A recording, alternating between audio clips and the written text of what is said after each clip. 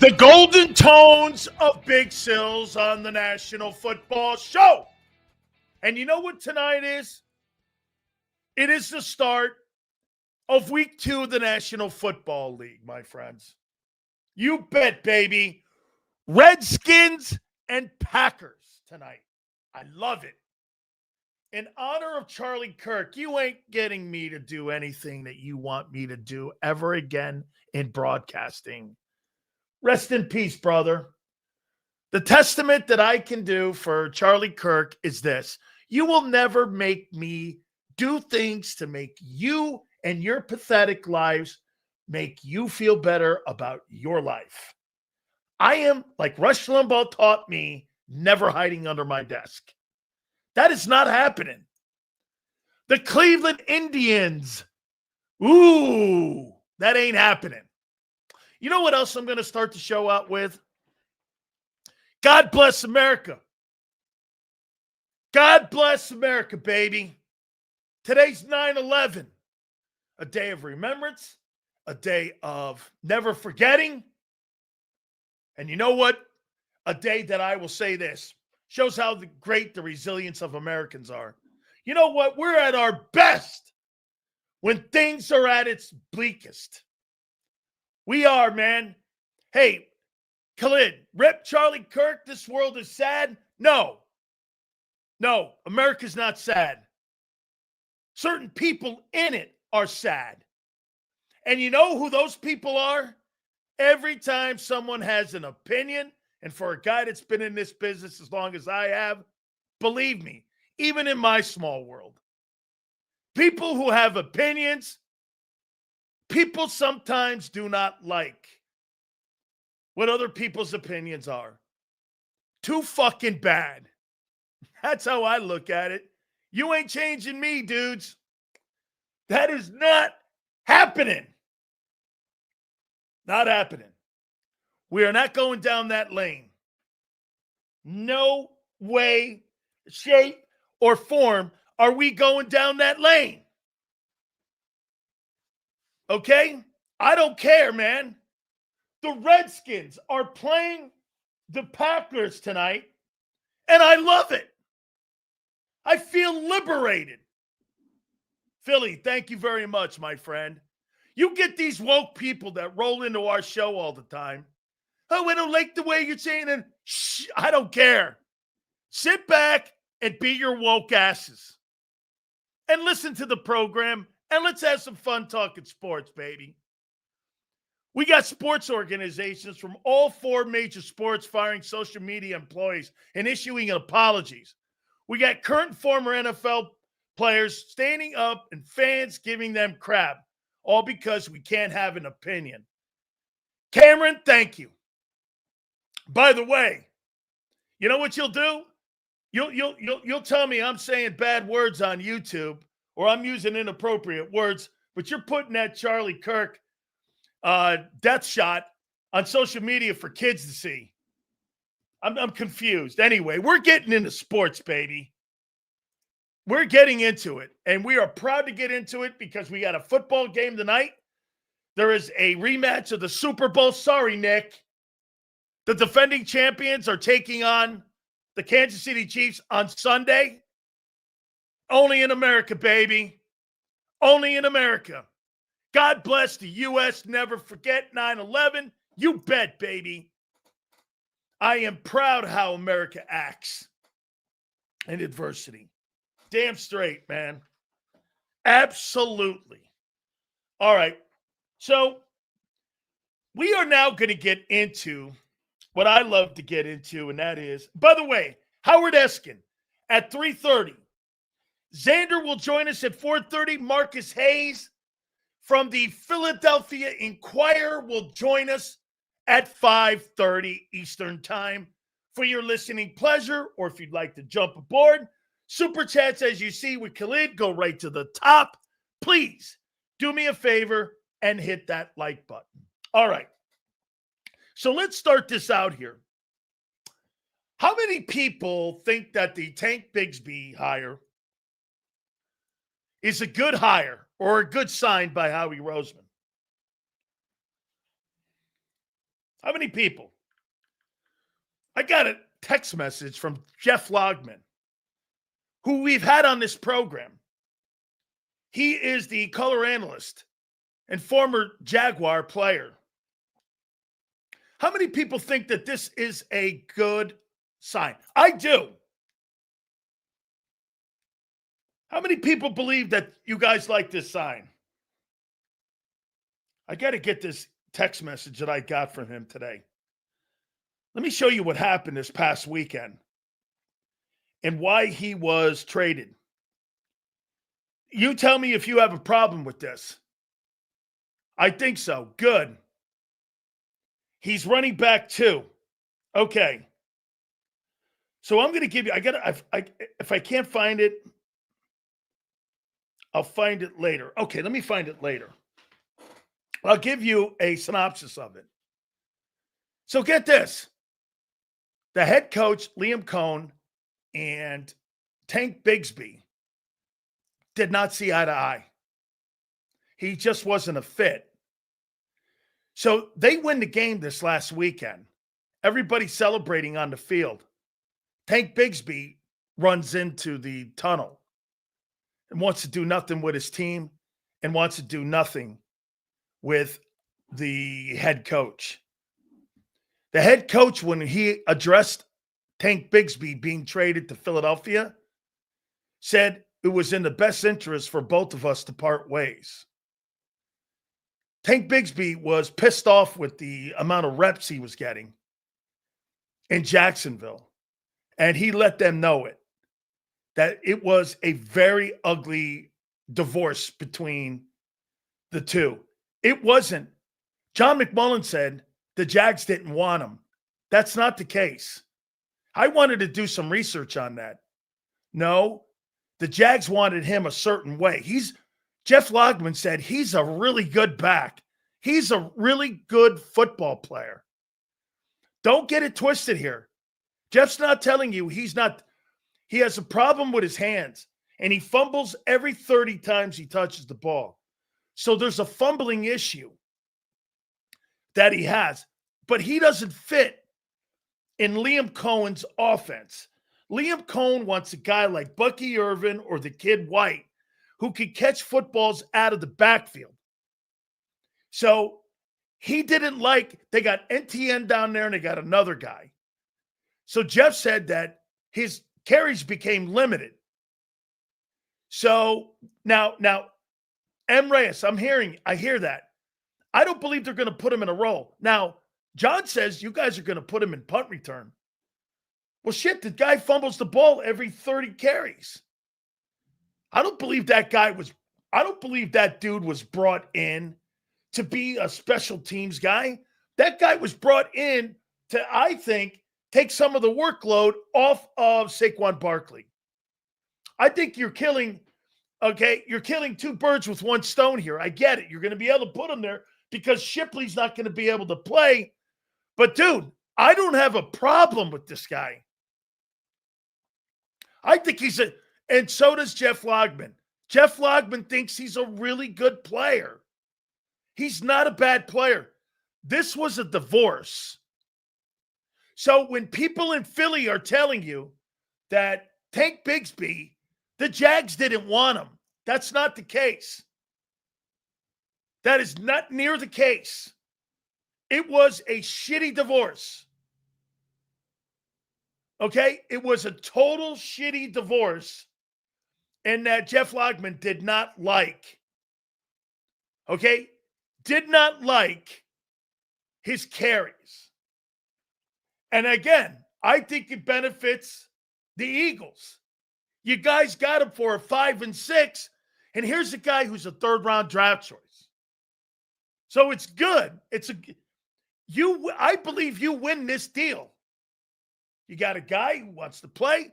It fits the style that he has. He's a run-dominant football guy. He's not really a person who's going to be looking for catches out of the backfield. That's not how the Eagles are going to utilize him. I think it's a perfect fit. I think it's also a fit when it comes to this player, okay? This player not being in the right place because the coaching change. You go from Doug Peterson, who wanted to be a running football team, to a guy in Liam Cohen who wants to be more of a spread offense guy. Tank Bigsby is not a spread offense back. So, when I heard John and I heard others, not just John, say, well, the Jags didn't want him. That's not near the case. It was a poor fit. And I'll tell you what, the only problem that I had with this is that the way he handled it, he made his feelings very clear. Okay? He made it very clear. I'm pissed off at you. I don't like the rotation we're in. I'm not getting enough carries. I want out. He wanted out.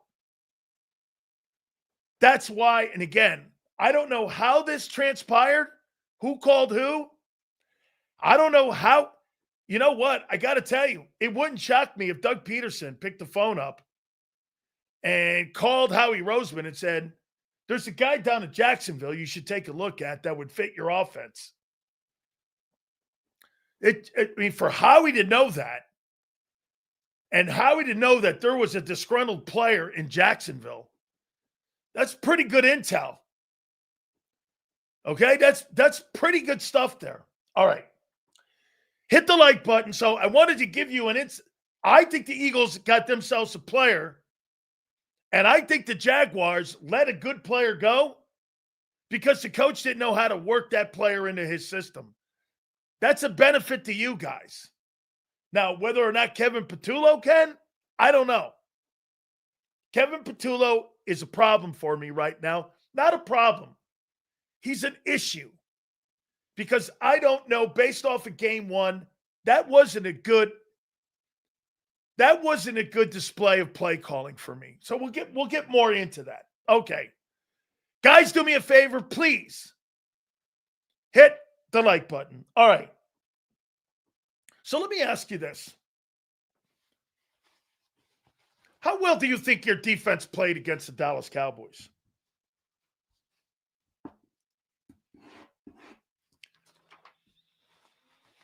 How well do you think they played against the Cowboys?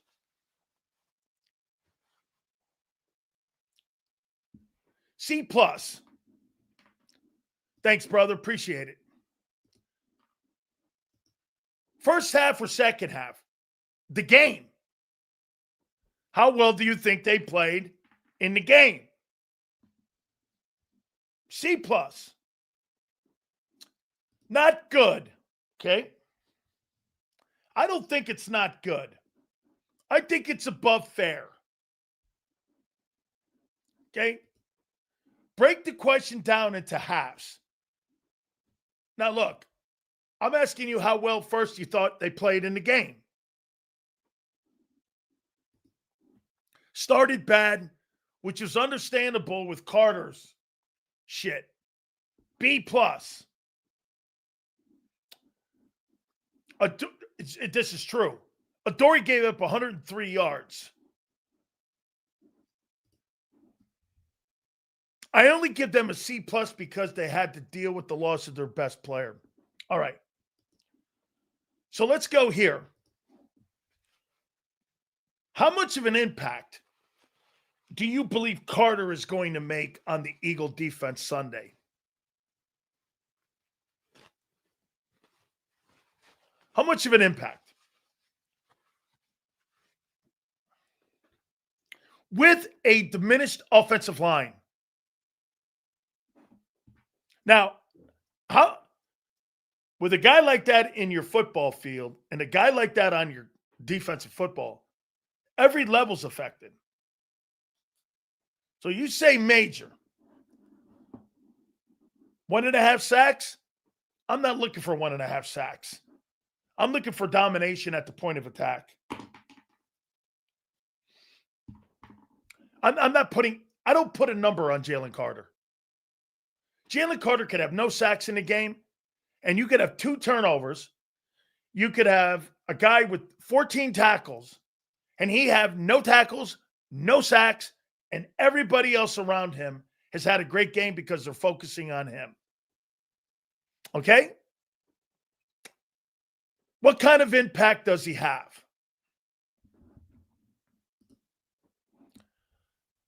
It'll be the first game, hard to tell.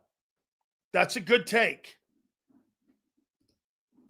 He will help the edge and linebackers. He's going to help the linebackers more. The guys playing behind him. I thought Bond was good. I thought Campbell was good. With Carter and Davis, they may be exceptional. I think your defense this weekend against Patrick Mahomes, I didn't really need him in the Dallas game. Well, he kind of did because the defense wobbled. And like you guys said, first half, second half, they gathered themselves with about 7 minutes left in the game. They were able to rally the troops and really make some stops they needed, and they were able to go on and win, right? Okay. I think he makes an enormous impact in this game on Sunday. I don't see how the Kansas City Chiefs stop him. I just don't. Sills, from the first game of the Chiefs, how would you attack them? I'm gonna go here in a second. Attacking the Chiefs. Let me finish up this take. He'll make an impact, a massive impact, because he's going to be an impactful guy like he was in the Super Bowl in the run game. Kansas City couldn't get the ball running, and what's the one thing that Kansas City cannot not have? Play action. You guys go back and watch the Super Bowl. How many people have watched the Super Bowl? What's the one thing that you guys did in that Super Bowl that was really the essential thing? There were two things. You got pressure on Mahomes, you kept them contained, and you limited them in the run game. He had to take off and make plays with his wheels, right? Jalen Carter is going to affect all of that. And to Kyle's point on attacking them, defensively, you got to set the edge. I think this Zadarius Smith sign is exactly why they brought him in. I don't believe they think that Jalen Hunt is going to set the edge good enough for them to run Vic's scheme effectively yet. I'm not saying he's not going to get there. And I don't think the Eagles think he's not going to not get there. But I think right now he's not there. I think they had problems setting the edge against the Cowboys. The Cowboys ran a lot of plays off tackle. Go back and watch that game. They ran off tackle. And both Smith and Jalen Hunt, more Jalen Hunt, gave up the edge and his outside shoulder. So there was a problem in that Cowboy game. They weren't really killing you up the middle. Where were they killing you? They were killing you on the edge.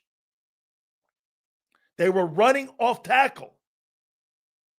And they were getting up the field. They were getting seams. Carter will help being in there for sure. And he will help the linebackers being able to go back and forth on the line of scrimmage. That's the impact he's going to have. If I'm the Philadelphia Eagles, how I attack that defense and how I attack Spags' defense, to go to Kyle's point, bro, you've got to get play action going, and Jalen Hurts' wheels.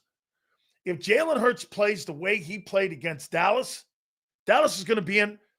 Kansas City's going to be in for a long game. They can't account for that.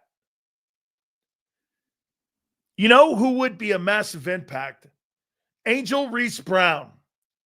If there's somehow a way the ball can find his hands, we will be Gucci. Hey, bro, Sidney Brown cannot tackle. Hey, Pump, I appreciate it. Pump, he cannot tackle. He is not good in space. He's not a very good cover guy. He's not. So if, like I said, if I'm the Eagles, I put Hurts in his ability to move the ball. Run. Do what you did in that Dallas game. Here's my problem that I think you're going to get and why the Kansas City Chiefs are going to be in this game for 4 quarters. You know what it is? The Birds are going to overcorrect. They are known for this. They're going to do everything in their power to get A.J. Brown going because they don't want any bullshit like they did last week. They don't want him taking plays off. I don't give a shit what he said in that podcast. Watch the tape. He took plays off. End of story. You can pay. That's not what happened. Whatever the bullshit he said, that stuff, watch the tape. The guy's bullshitting you. He took plays off. I don't care what he's saying. I don't believe that guy. Okay, I believe the fact he was in zone. So wait a minute. The Cowboys put a zone on him and he couldn't get free? Well, then it's time to trade his ass. So wait a minute, let me get this right. They played zone on him, and he said there wasn't really opportunities. Well, I'm trading your ass. You're A.J. Brown, act like it. Zone, man, it shouldn't really matter. That was a bullshit interview. People glazing the interview. And I'm like, that's a bullshit comment. Well, they were zoning me. There was really no opportunity. I wasn't a decoy. Well, then fuck, it's time to trade you. If you can't get open, you're useless to the team.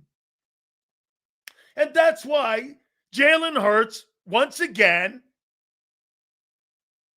okay, wait a minute. It's a bullshit answer by Brown. Go watch the tape. And he's now telling you, wait, zone. There was no opportunities for me in zone. Okay. Well, if you can't get open in zone coverage where people play off the ball, you're useless to the Eagles. Are you not? Well, shit, I'm going to play zone all year then. Dude, I don't give a fuck who interviewed him. I'm talking about Brown. I've never heard of that guy. I have no idea who did an interview. Never heard of him. I don't even know his first name. I don't really care who he is. So Angelo says he believes the guy's hurt. So he's hurt. Hey, Reyes. Oh, okay. Bro, I don't know who he is, brother. I don't know who he is. No disrespect. He could be the best. He could do the best show possible. I'm not ripping him. I don't rip people I don't know, unlike many people in here. I don't. How you doing, Kimbo? Appreciate you being in here. Here, let's see this. Here's the guy again, once again. Bracketed defense, a DB with linebacker help. So the Dallas Cowboys, who have some of the worst linebackers in the league and some of the most overrated defensive backs in football, AJ couldn't get open. Well, fuck, it's time to trade your ass. In zone? Bro, they're off the ball. He's off the ball, which means he's 10 yards. AJ can't get open. Not even a wheel route. I mean, stop, turn. Guy's off the ball. Throw it to me.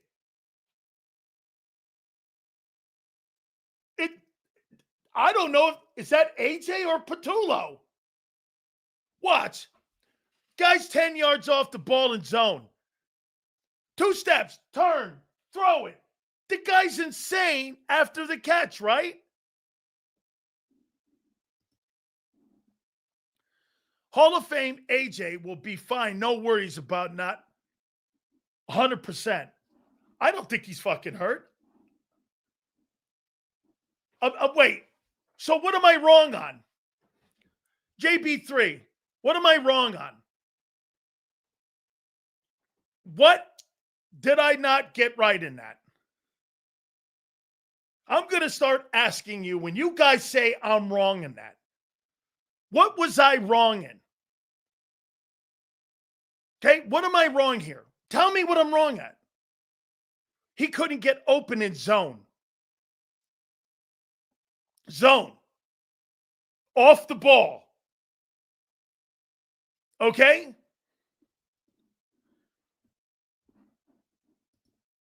Seals, you're wrong. In fact, that you think Miami. Let me see. Did the guy answer? Of course he didn't answer. Because he's got nothing. Not wrong. I'm dead on. Okay? Get this. A.J. Brown versus a Dallas Cowboy linebacker underneath. If you're in zone, you're not pressing him. They didn't press him one time. I posted 4 examples of him in a free zone, wide open. Go to my X account. You don't want to hear the truth. That's a bullshit answer by him. Dude, watch the fucking tape. He was wide open. He was wide open. This is more to it. He had a bad game. He's making excuses for fucking in a zone, not being open. And you hear Prince's talk? Well, there's a linebacker. If A.J. Brown can't beat a linebacker underneath, it's time to trade his ass. A.J. Brown versus a linebacker is supposed to be a mismatch. Is it not? Or am I wrong? I mean, hey, they had a linebacker. According to Prince, they had a linebacker on him. Hey, I know what I saw. I disagree. We need to run the ball more effectively. That is for sure. And I agree. He had a bad game as well as the perfect defensive scheme for AJ. There's nothing wrong with that. Okay? There's nothing wrong with that. AJ's still injured. I'm convinced of it. Or maybe you're starting to see a player who can't get open.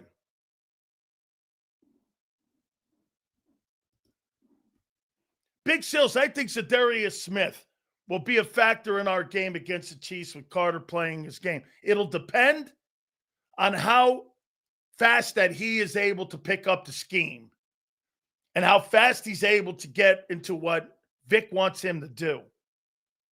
It will, okay? And once again, I'll make it very clear to you. Some of you are going to watch the game and not see the game. Go back. I mean, look, there were numerous examples of him being wide open. Wide open. They played zone the entire game, did the Cowboys. They didn't press. And if that guy can't get open in his own defense, AJ's got a problem. A.J. Brown against Dallas Cowboy defense that finished 28th a year ago. Well, it's either A.J. or it's Kevin Patullo. Pick one. We said it yesterday. I saw some of that interview. It was a fucking stupid interview. No, not the guy interviewing. The responses by Brown. I wasn't a decoy. So you couldn't get open with the Cowboy linebacker on you. Well, that's a problem. And that's why Hurts went to Dotson. Funny, Dotson got open in the zone. Goddard was in the middle of the zone.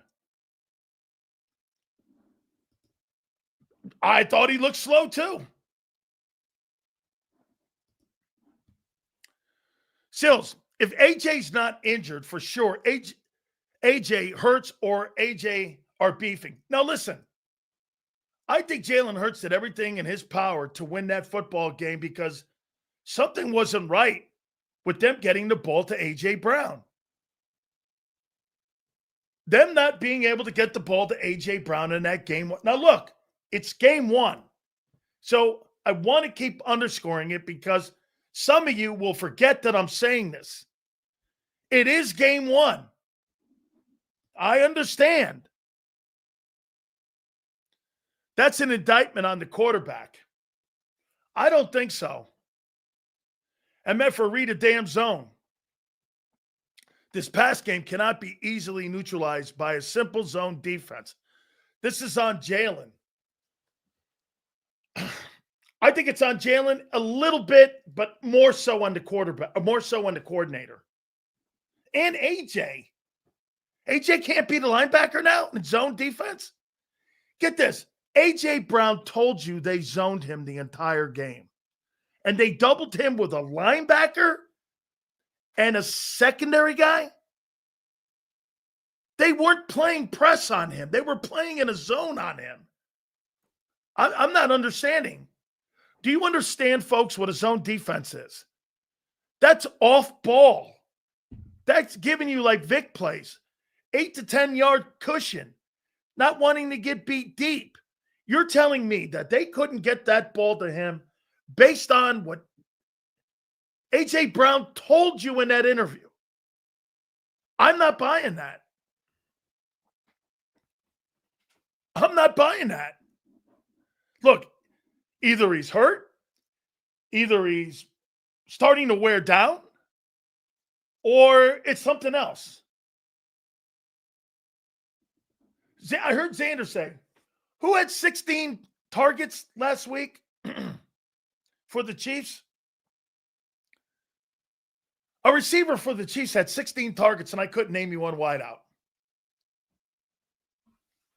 Mahomes doesn't have a problem finding receivers in zones. After a few words from AJ, it seems he realized that he was locked down in zone. Combo of coordinator, quarterback, AJ himself. Yeah, they couldn't get the ball to him. All three. And what did Hurts do? When they found out they couldn't get the ball to him. Hey, now it makes sense. Jalen Hurts had more time than any quarterback last week in the league. More than anybody by spades. They were trying to get the ball to him. They couldn't. The quarterback, the coordinator, and the player. They couldn't get it. So is that going to be now a factor? And how they're going to try to slow the... Get this. Stopping Barkley, which two teams have so far. The Chiefs did it in the Super Bowl, and the Cowboys did it in week one. Because I think Dickerson's injured. I think that played a major factor. Okay? Creating drama? Bro, I'm going off of what the fucking about what the wide receiver said in his interview. What are you talking about?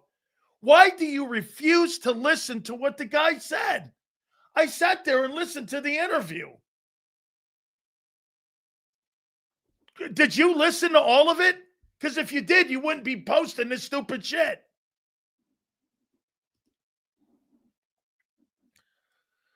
Hurts doesn't trust his arm throwing it to tight windows. If it's not open, he's not throwing 50-50 balls. I agree. Sills, I think Dickerson thing. Hey, by the way, I would make this comment to you. Stop thinking that offensive passing game is going to get better. It's not. The decision-making by Hurts is going to get better. But he's who... Dude, this is 6 years. What the fuck do you think he's going to do? Turn into Aaron Rodgers? Hurts is what he is. He wins games a certain way. You got to accept it. Dude, I don't have a problem with the way he wins games. You shouldn't either. If it doesn't look aesthetic as the other guys, who fucking cares? But they're going to win games like this as long as he's a starting quarterback. Dude, you're never going to have a guy go out there and be a consistent ball thrower at the quarterback position. You don't have to be. Dude, they beat you with power. They're a power team. Again, this is no indictment on Jalen.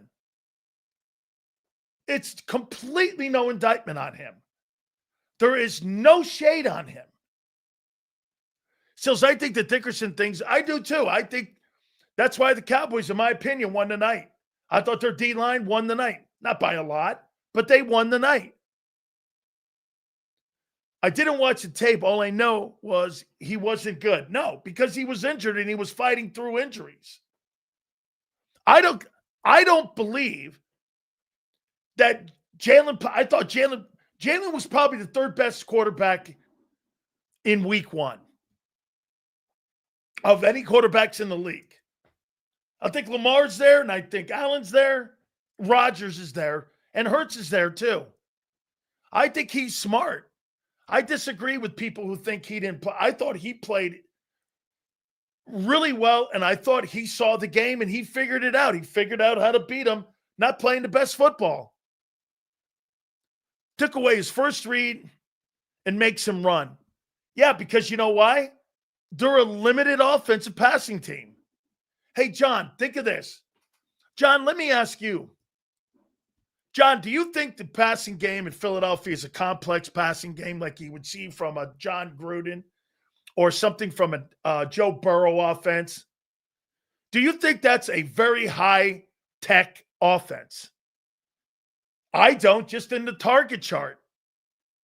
It's Devontae, it's AJ, it's some Goddard, and that's it. Okay, get this. Don't listen. What's your problem in what I'm saying? This is not Hoss, I'm not talking about your girlfriend. I'm talking about the coordinator. What am I hating on? Help me out. Hey, Kiwi, or whatever your name is. What am I hating on? Tell me what I'm hating on. What am I hating on? I'd like to know. Sills is a hater. What am I hating on? The inexperienced coordinator? Maybe. What am I hating on? I'm curious. I'd like to know. So maybe I'm doing something wrong here. What am I hating on? Well, if you can't answer it, guy, don't make a dumbass comment like that. You go sit to the corner too. I mean, really. Remember, it's week one. You're hating. Get this, folks. Listen what M. Reyes just said. You're hating on Patudo's youthful exuberance and inexperience. Yes. Thank you. Okay. I hated his approach. And? Is that wrong? How many people were happy with Kevin Patullo's first week as a brand new spanking coordinator? And let me ask you this. Why would you give the keys to a guy of a Ferrari who just won the Super Bowl and you're in a Super Bowl window who's never called a play in his life? Because why? You think he's ready? That's fucking ridiculous thinking. But get this. Look at this. M. Reyes says Patullo will grow. Seeds planted. Do you really want to have a training wheels offensive coordinator with a Super Bowl football team? M. Reyes is fine with a GA being your offensive coordinator with that skill set of a player. A.J. Brown not getting open, I think some of that's on him, but I think everything is on the coordinator getting the football and getting – that guy has – the passing game look worse. Big Sills, hope all is well, brother. Who you got tonight? I'll tell you that a little bit later, brother. I promise. I won't forget you, Carson. Thank you very much. Gang, get this. Petula's a bamboo plant, grows overnight practically. Why would you want to put a guy in a position that has no experience on a football team that has nothing but experience? That's so fucking dumb. If you had a company, would you put an inexperienced guy at the head of your company to run it? And he's never run a company before? How about this? If you were getting on an airplane and a guy was the pilot and he's never flown a 747 and he's never been a guy who flies that, and this is his first plane, how you feeling about getting on it? A little nervous?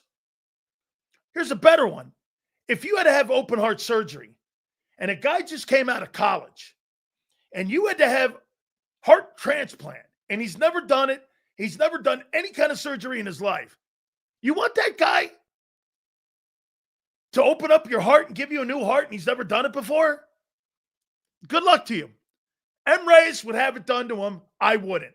I'd want a guy with a little more experience than sitting there and having a guy open me up. Oh, wait. Yeah, I saw a guy, a co-pilot. Yeah, that's okay. I don't want the co-pilot flying me to Italy. That's not what I'm doing here.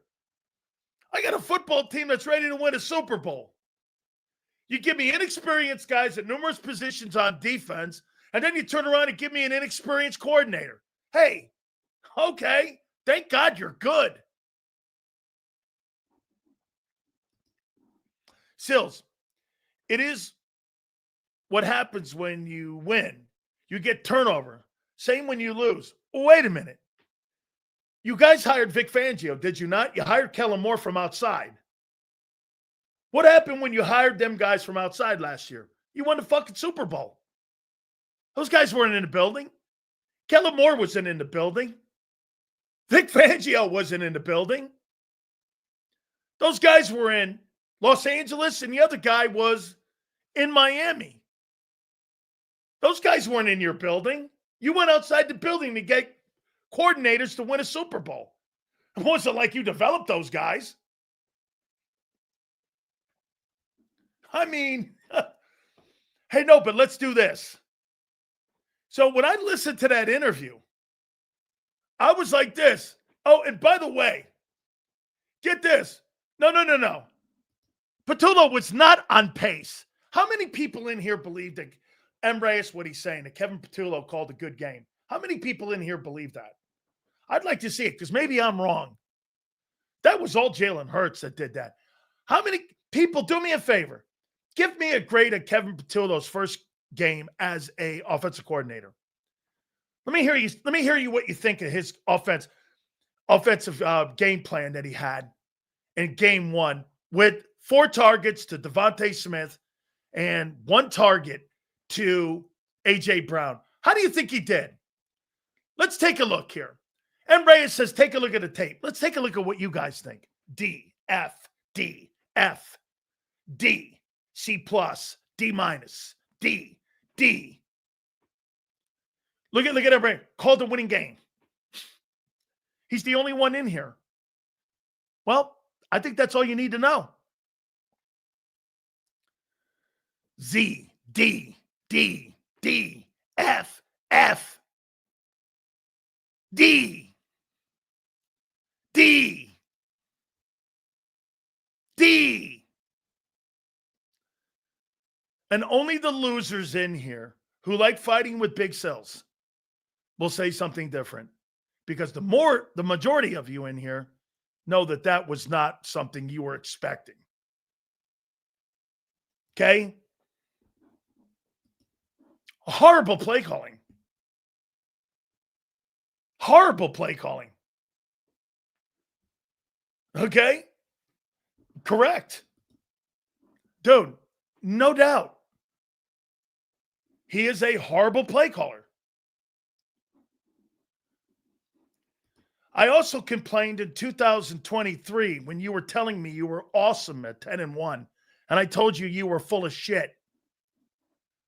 And you would implode, and you did. So we're 1 for 1.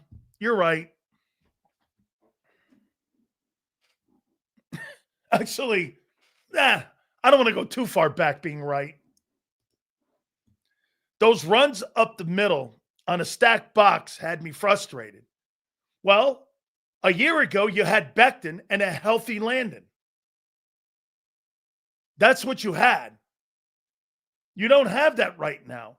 Your run game will get better when... Now, here, you keep playing Landon. Landon won't make the season.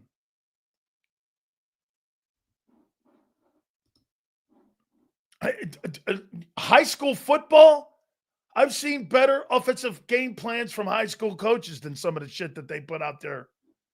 And then to hear AJ do this. I was in a zone D. Dude, if you were telling me that you were getting double covered in press, that's one thing. That's not getting off the line of scrimmage. When you're telling me you're getting zoned up in a zone defense, you have to understand you're 10 yards off the ball in zone. Turn around and throw it to him. Let him do a wheel route. Hey, get this. I don't want Landon to be a tough son of a bitch. I want Landon to be a healthy son of a bitch. I know he's tough. Zoned up. Well, if he can't beat zoned up defense, it's time to trade A.J. Brown. Maybe that's why they got all these wideouts in there. I don't know. I'll tell you this. This better not happen again, or you got a problem.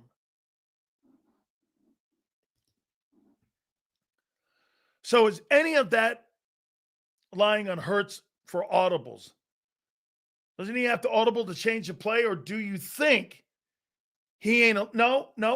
I think Jalen Hurts did everything he had to do in that game, and it had nothing to do, and it did not include A.J. Brown. That's what happened. A.J. Brown was not part of the game plan in the second half. Was he not? How do you take A.J. Brown out of the game plan? Are you telling me that Cowboy secondary that was 28th in pass defense a year ago shut A.J. Brown down? I don't take that. I take that as a, I don't know how anybody's not killing A.J. Brown on that interview. You got shut down in a zone defense? That's your excuse against the 28th ranked pass defense of a year ago? Wow. Week 1. Okay. You're giving him a hall pass? No problem. Really? A.J. Brown was shut down by the Cowboys. The Dallas Cowboys secondary. There were only 3 teams worse in the league a year ago, and they shut him down?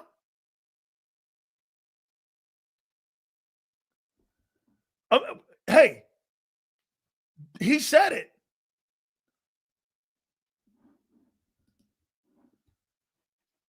Okay, well, here, Bruce. It's week 1.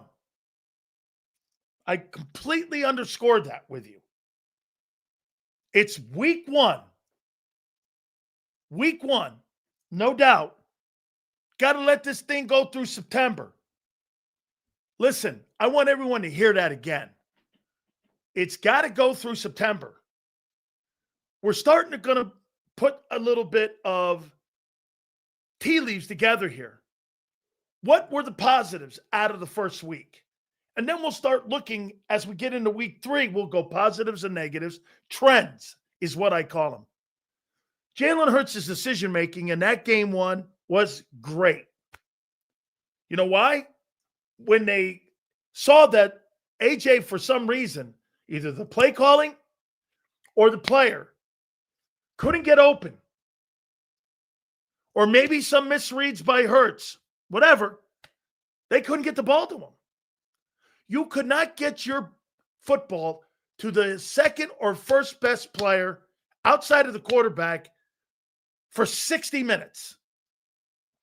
One catch. Then what I didn't like about it too was, how about the Eagles blowing up that one catch for 8 yards like it was a Super Bowl catch in the back of the end zone, just to suffice and pacify the guy. Dude, it was one catch and was one meaningless catch. It was one meaningless catch in the game.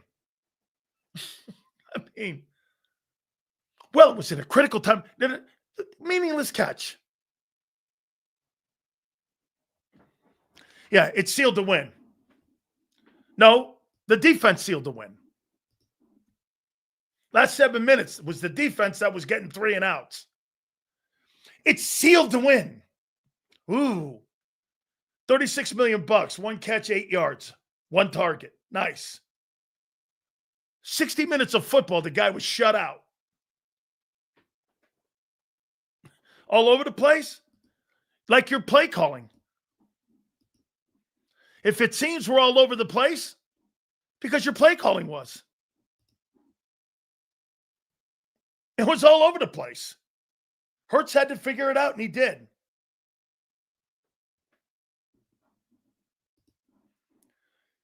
Teammate had a bad game. Guess they should spit on him.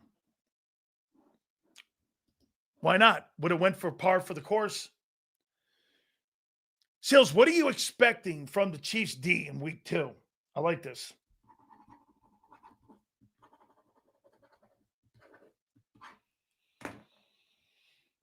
And how would the Eagles counteract it? Okay, well, let me ask you this. How healthy are you? Do you think you can effectively have your run game? I'm going to question it heading into this game. How many people are questioning the run game? Now, you did have 138 yards rushing. Okay? That's anything over 120, you're moving the chains. Remember something, anything over 100 yards. When you could double the field, anything over 100 yards, you'd like to be about 120. Okay? 120 to 150, you're good. Okay? I'm going to question the run game because of Landon Dickerson's health. Not because you're not good. I'm going to question your run game. You couldn't get a run game going.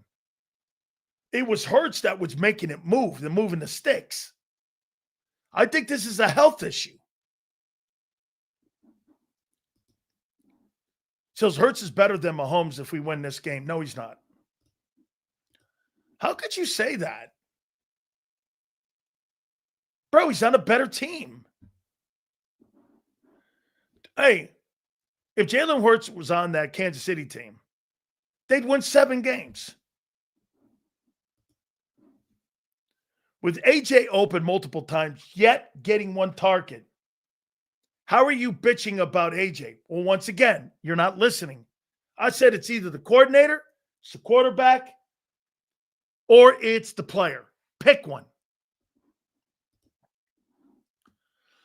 I don't understand the problem with getting touches and who doesn't. Isn't winning the purpose? That's all that should matter. Okay. Well, then why are you paying $51 million in wide receivers if all that matters? You didn't utilize them a year ago. Now you're not utilizing them this year. Your passing game's not going to get better.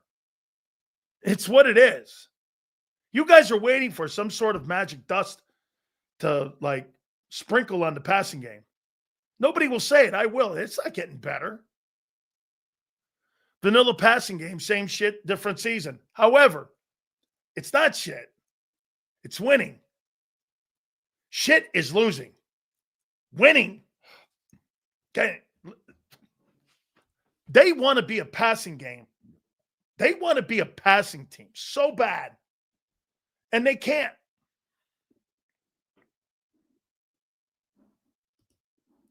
Oh, I'm listening. Seems you're not willing to address one of the three you just mentioned.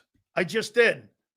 Either the quarterback can't see him, either AJ, it's one or the other.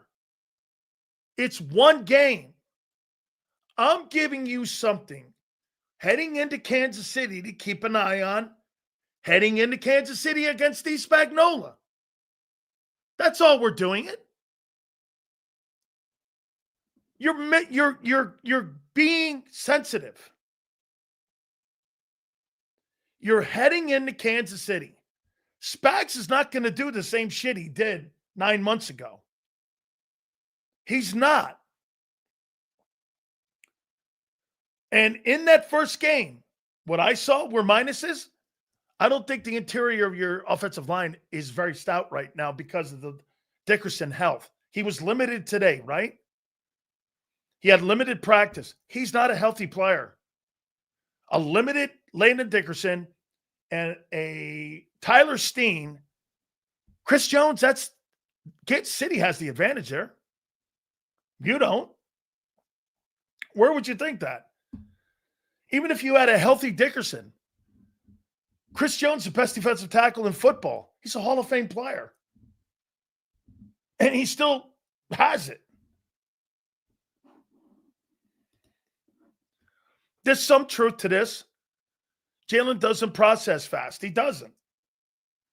The Eagles play to their strength. That's right, too. And that's right. We weren't going to suddenly light it up in the past. You're never going to light it up. You're occasionally going to light it up. Some games he's going to see things because of poor coordinators. In some games, he's just going to have it. In some games, he's not. He's never going to be a consistent passer.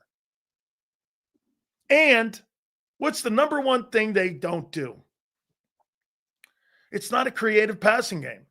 If Jalen Hurts had an underneath game or Jalen Hurts had a screen game, he'd throw for 4,500 yards every year. You think Tom Brady or Joe Burrow or any of these other guys, they rely on an underneath game. They rely on going across the middle of the field. Jalen Hurts does not go across the middle of the field. And here, this was a key a year ago to the success of the team. Hurts didn't turn the ball over. That's right.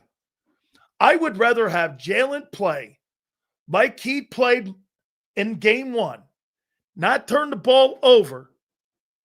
135 to 150 yards, 65 yards rushing, you're going to win a shitload of football games. If the defense can hold up. Sills, I think Hurts is starting to rely on his reading and not AJ as of now, but it's rather of what the defensive coordinator brings to the table is where I see the passing game going. Yes, I thought he had a good game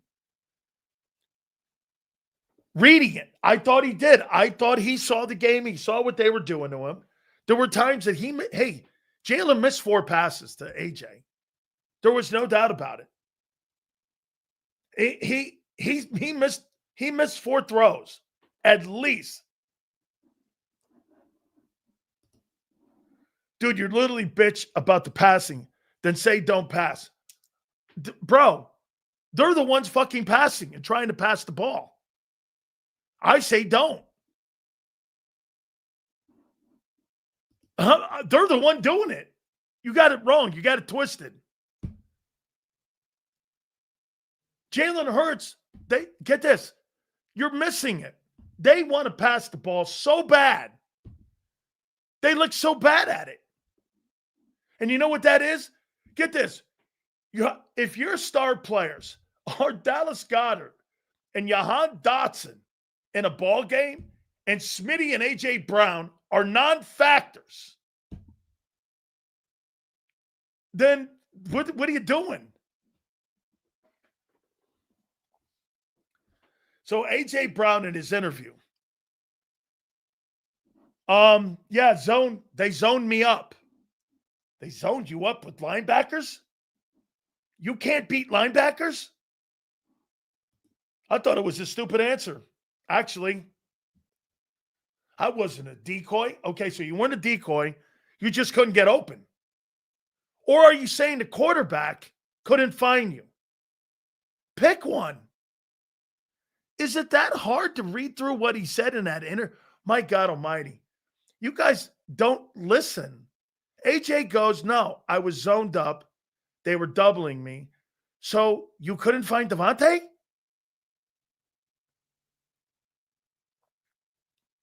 So listen what he said. I was zoned up and doubled. Well, if he's doubled, why wasn't Devontae more of a factor? Was he doubled too? How many guys were playing on Dallas's defense? 14?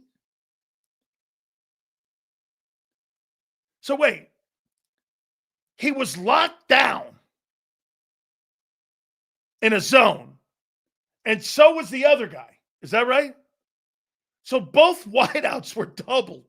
Boy, that's a new one. I hadn't seen that one before. All right. What receivers did you, Chase, and Higgins have week one? Relax. Give it a month. You're starting to sound like WIP dopes. Wait a minute. The Cincinnati Bengals don't have the Philadelphia Eagle offensive line. They don't have Saquon Barkley. They don't have the weapons that you have. Okay? They don't. They have to win games by throwing the ball in the air. You can win it, I thought, running and throwing. Goddard was getting free yards underneath. I know. Sills not using the middle of the field with Goddard on your team is insane. By the way, bottom of the hour, Howard Eskin will join us. We've seen how AJ's the best on the slant play.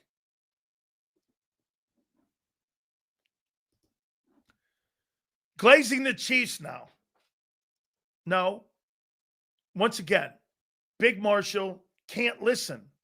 Glazing the Chiefs? No. I'm glazing the DT, who's going to the Pro Football Hall of Fame. Okay? Absolutely. I got it. Marshall, he was also on the field for 3 Super Bowl wins. You're right. They did not have a very good game against you guys 9 months ago. Well, he did in one of those Super Bowls to beat you and put a ring on. Glazing the DT? I'm not going and indicting Chris Jones for one game. Not at all. When you've been to 4 Super Bowls and you've won 3 of them. What a stupid take. What's your thoughts on my super chat with the trade? I must have missed it. Xander, can we put that up there? Thank you, my friend. I appreciate you doing 63. AJ and a pick for where? No way. No way. No way. Good afternoon, Sills. Do you think a CEO coach and a different coordinator every year has hurt Jalen's development as a pocket passer? No. I think Jalen Hurts I think he's adapted to it. And I think that he has accepted that that's what the world is going to be around him as long as he's an Eagle. As long as he's an Eagle, he will have a new coordinator every freaking year. Because this is what will happen. When you're a coordinator, you're either going to become the head football coach of a football team or you're going to be fired. And that's just the way it's been outside of Steichen. Steichen's the only longevity offensive coordinator that he's had. And you got to remember how that worked. He took over after 6 games, after 21, came back the following year in 22, went to the Super Bowl, and every year it's been hire, fire, hire, and we don't know yet. So that's the life of being a quarterback in Philadelphia. You are going to get a new coordinator every year. So I'm not going to lie. These guys look satisfied with just 1 ring. AJ lollygagging Jalen in his hefty Russ phrase and Cooper doing keg stands. Listen, dude, we'll find out. Let me tell you what. He was hanging out at the bar, having a good time, doing the hoochie dance. I got you. We'll find out how that all goes. Buy me. I got a receipt over here. He's hanging out at the hoochie bars. You better go into Kansas City and win. It seems like they were doubling Brown, shifting the zone to his side while bringing a press on Smith and pressuring from the left side. Pretty smart. Hey, Mikey, so Devontae Smith was single covered and they were pressing him and he couldn't get free? Paying that guy $26 million? And he can't get free on a one-on-one. And AJ was doubled in a zone. Okay. Hey. Something to keep an eye on. It's called the eyeball game. Eyeball game. KP. Jalen Hurts.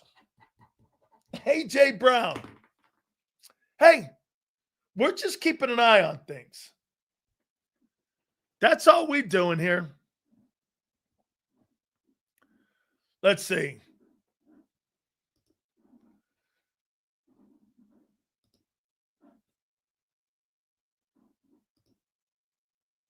Jalen in his Russ phase. No. I think if we landed Micah, this definitely would have been AJ's last season. We doubled down on the run. Well, so far, the run, again, it's week one. Let's see how it goes and see what Spags does. Seals, do you really think AJ and Smitty both just lost their skill out there? No. Then why 4 targets? Okay, Crowley. We're going to assume no. Well, then why 4 targets and not an effective run game? They stopped the run game, and they stopped those 2. This was the Cowboys. What happened? Crowley, what happened? They didn't have, it wasn't like Barkley was run. You know that excuse you guys have? Okay? I mean, you know the excuse? Well, we could take the passing game out when we need it. Well, what happened? Oh, that's a question for Kevin Patullo.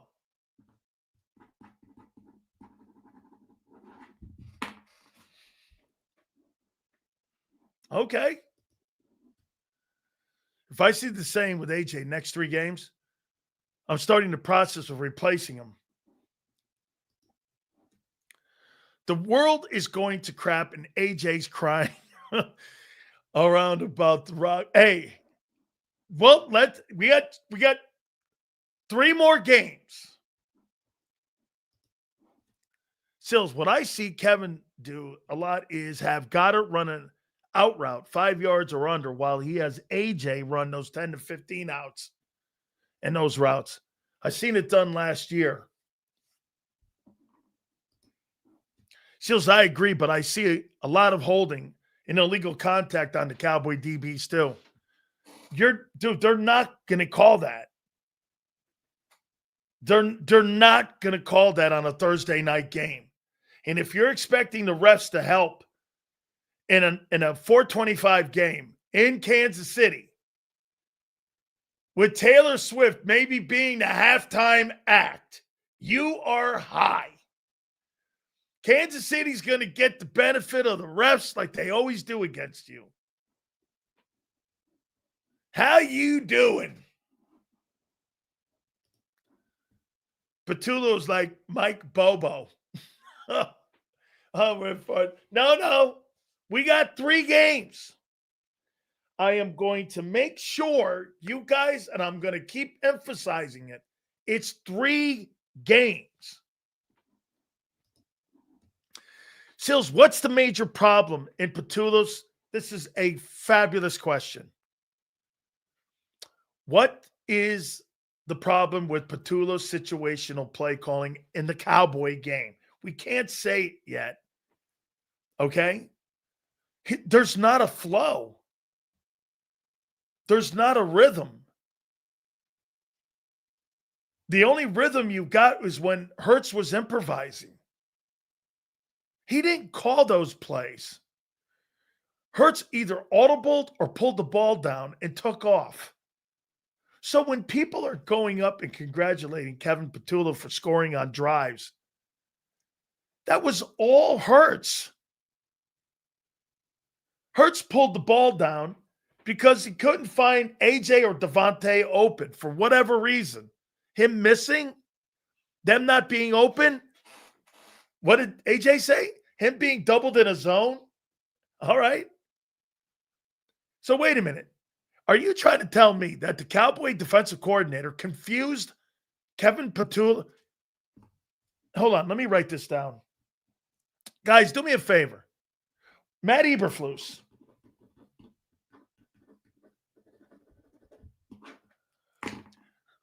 So do you agree with this take? So Matt Eberflus confused Jalen Hurts and Kevin Patullo in the pass game in that opener, and that's why there were limited targets. Is that right? Is that what they're saying?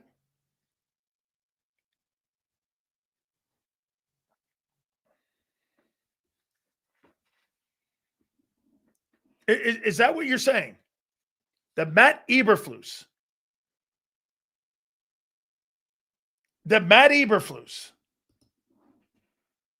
confused Kevin Patullo.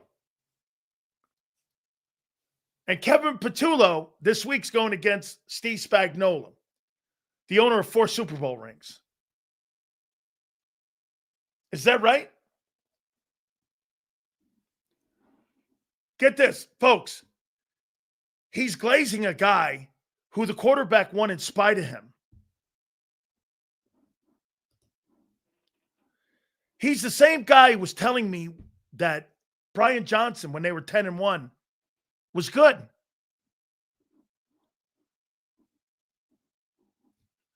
Jalen Hurts won that in spite of shitty coaching. Week 1. M. Reyes is giving more credit to a coordinator who had very little to do with the win. The quarterback had almost 95% of the responsibility on why you won. Not the coordinator. What play did he call? I thought on the Dotson play, I could have swore I heard Nick say that Jalen audibled into that. Did he not? Didn't he say that, the presser? That Jalen audibled into that throw to Dotson. Did he not? I heard him say that.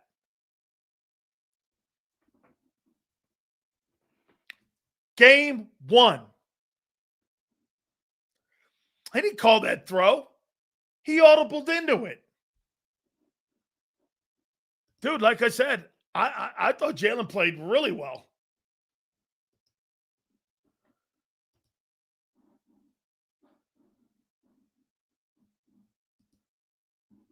Seals, do you think Jalen is giving Patullo the benefit of the doubt with his play calling? No. I think Jalen is changing plays out there. And Jalen is doing, and get this, folks, I think Jalen is learning to do the most important thing. What do you think Jalen Hurts is doing right now that he hasn't done on a consistent basis and he didn't do it a year ago? Hey, he's getting better. He's getting better. You continue to watch the film on this first game, he's getting better. Now, the missed windows is still a problem. Okay? It's still a problem, these missed windows. See this right here, Kyle? You're almost on it. Kyle, he's audibling out of bad plays. Hurts is taking them out of bad plays.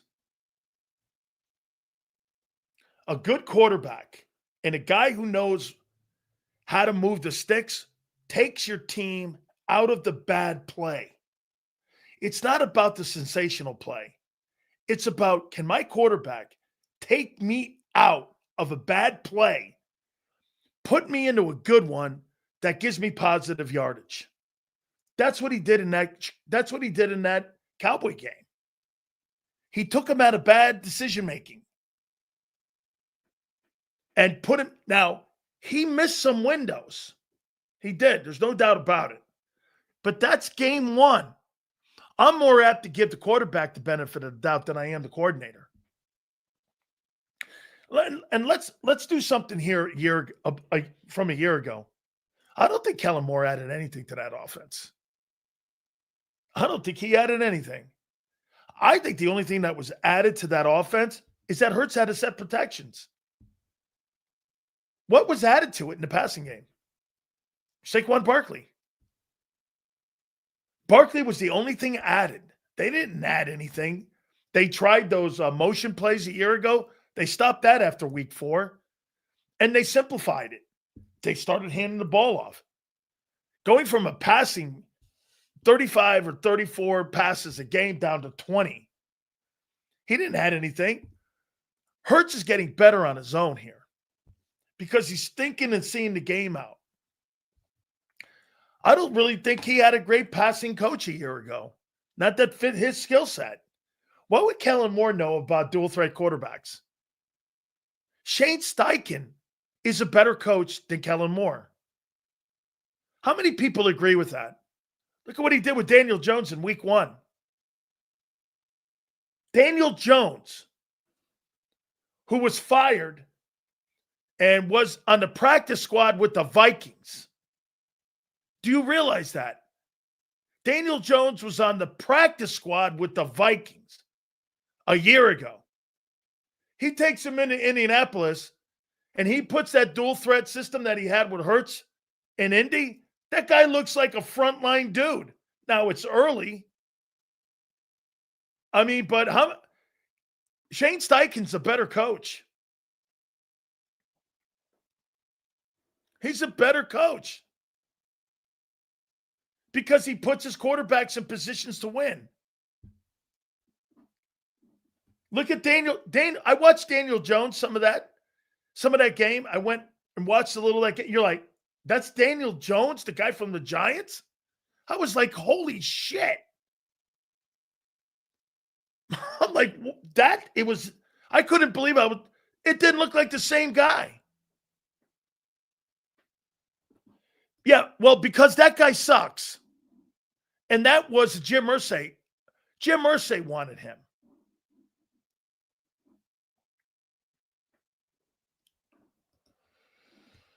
Sills, do you think we beat the Chiefs week 2? New subscriber here. Thank you very much.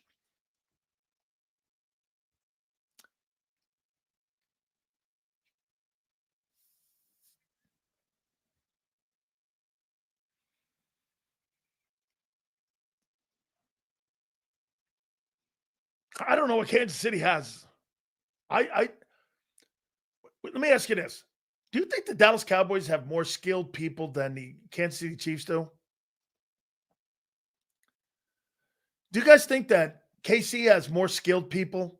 Or do you think the Cowboys do? So, I think the Cowboys have more skilled dudes. Do they have a Tyler Smith in their line? Creed Humphrey is a really good player. Anybody else? They don't have anybody on CeeDee Lamb's level. And for that matter, how many people say this? Don't you agree that George Pickens would be the number 1 wide receiver in Kansas City if he was in KC? Right? If you put George Pickens in Kansas City, would he not be the number one guy there? He'd be better. He's better than Rashid Rice.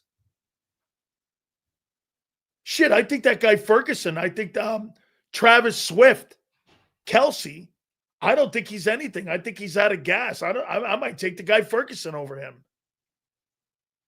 So when I look at skilled guys, Dallas may have more skilled people. That's hard to believe. So Kansas City, they've got Mahomes. And he always keeps you in the game. You know what? I got a topic here, and I'm going to put this. By the way, don't forget, Howard Eskin's going to join us at the bottom of the hour here. Jalen Hurts right now is in a better position in his career than Patrick Mahomes is. He's in a better position in his career. He's not a better player, but he's in a better position. They're a hungrier team, Eagles. They've got better personnel. They got an organization who's in the middle of, again, whatever we say about the team this year, and them taking a blowtorch to the defense, they're still one of the best teams in the NFC. Here, I've said this before to you guys, and I'll say it again. I don't think you're anything lesser of a team than the other teams in the NFC. I think you're a lesser team from that team you had 9 months ago. And I think sometimes you guys get that confused. I think when you say and you hear me being critical, I'm comparing you to the 2024 team, not to the Rams. I think that's the mistake I've made. Okay? The mistake that I've made is that I haven't told you who I'm comparing you to. I'm not comparing you to the Rams, to the Packers, to the Buccaneers. I'm comparing you to that team. Well, he goes like this, but we aren't the 2024 team. That's the point. That's the point. I know this. And that's why it doesn't look like that. And you kind of look like the rest of the rosters in the league. Yes. I know. You've walked backwards. That's been my point, Flexen, the entire offseason. You guys didn't want to hear that. You've walked back. And you've made it a competition. That 2014, the season was over in the bye.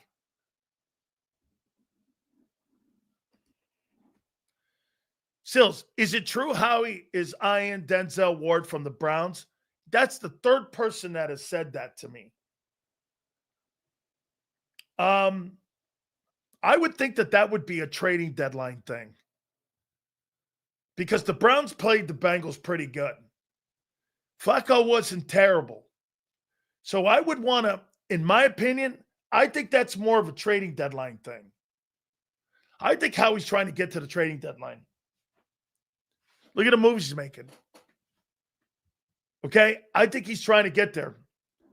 Because let me tell you what, Denzel Ward is 5 times better than anything you have at corner, too. You got bums over there.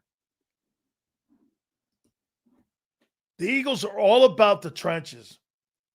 Both got beat against the Cowboys. Yeah, but I think that had a lot to do with Carter not being there and Dickerson being injured.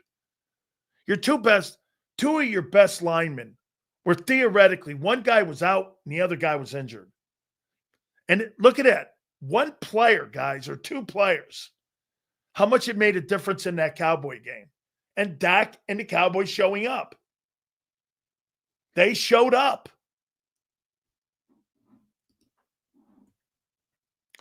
Seals, do you think Jalen Hurts will become a better passer before the end of his career?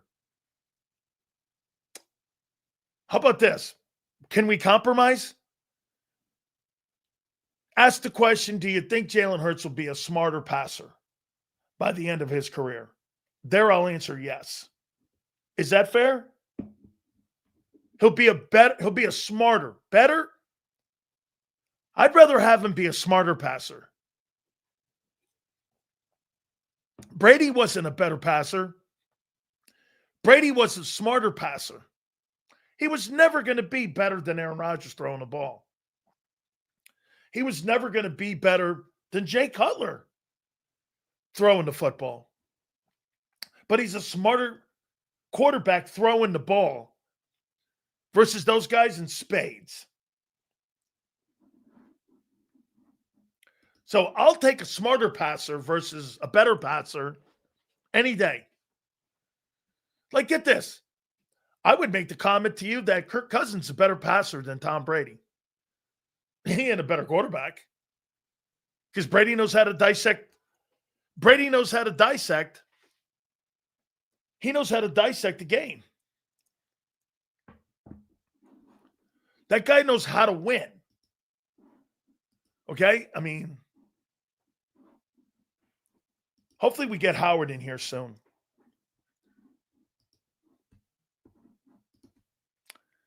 Heavy run. Let's see here. Hang on.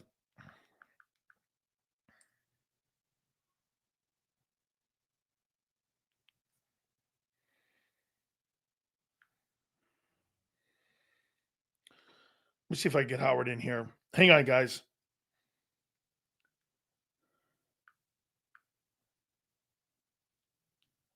Thank you, guys. Heavy run, pass Reid from inside out. Goddard 7, Barkley 4, Dotson, Hurts 9-23, wall hit after delay. Get great tight end and quarterback. AJ needs risk-take quarterback. Why knock him for not hitting AJ, but then calling him smart? Because here, folks, it's a half-assed question, but I answered it already 3 times. I told you he couldn't get the ball to AJ because of what the Cowboys were doing or he not seeing. So what did he do? He was smart enough to figure out that he needed to go to Dotson and Goddard. I've said that 3 times today. Jalen Hurts always has been an efficient passer. Outside of 23, he just doesn't pass a lot because well, I'll tell you what, the last 2 games, he was great in the Super Bowl. This last pass game, they couldn't get it to their top wideouts. Let's see. Whose defense will play better Sunday?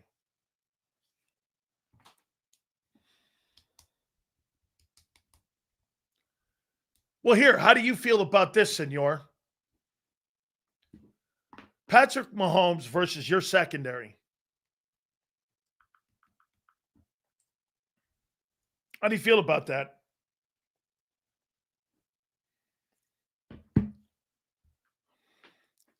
Patrick Mahomes versus your secondary. Advantage Mahomes. Hurts versus the Chiefs defense that he had a great game against. Yeah, I'm taking Mahomes against your secondary.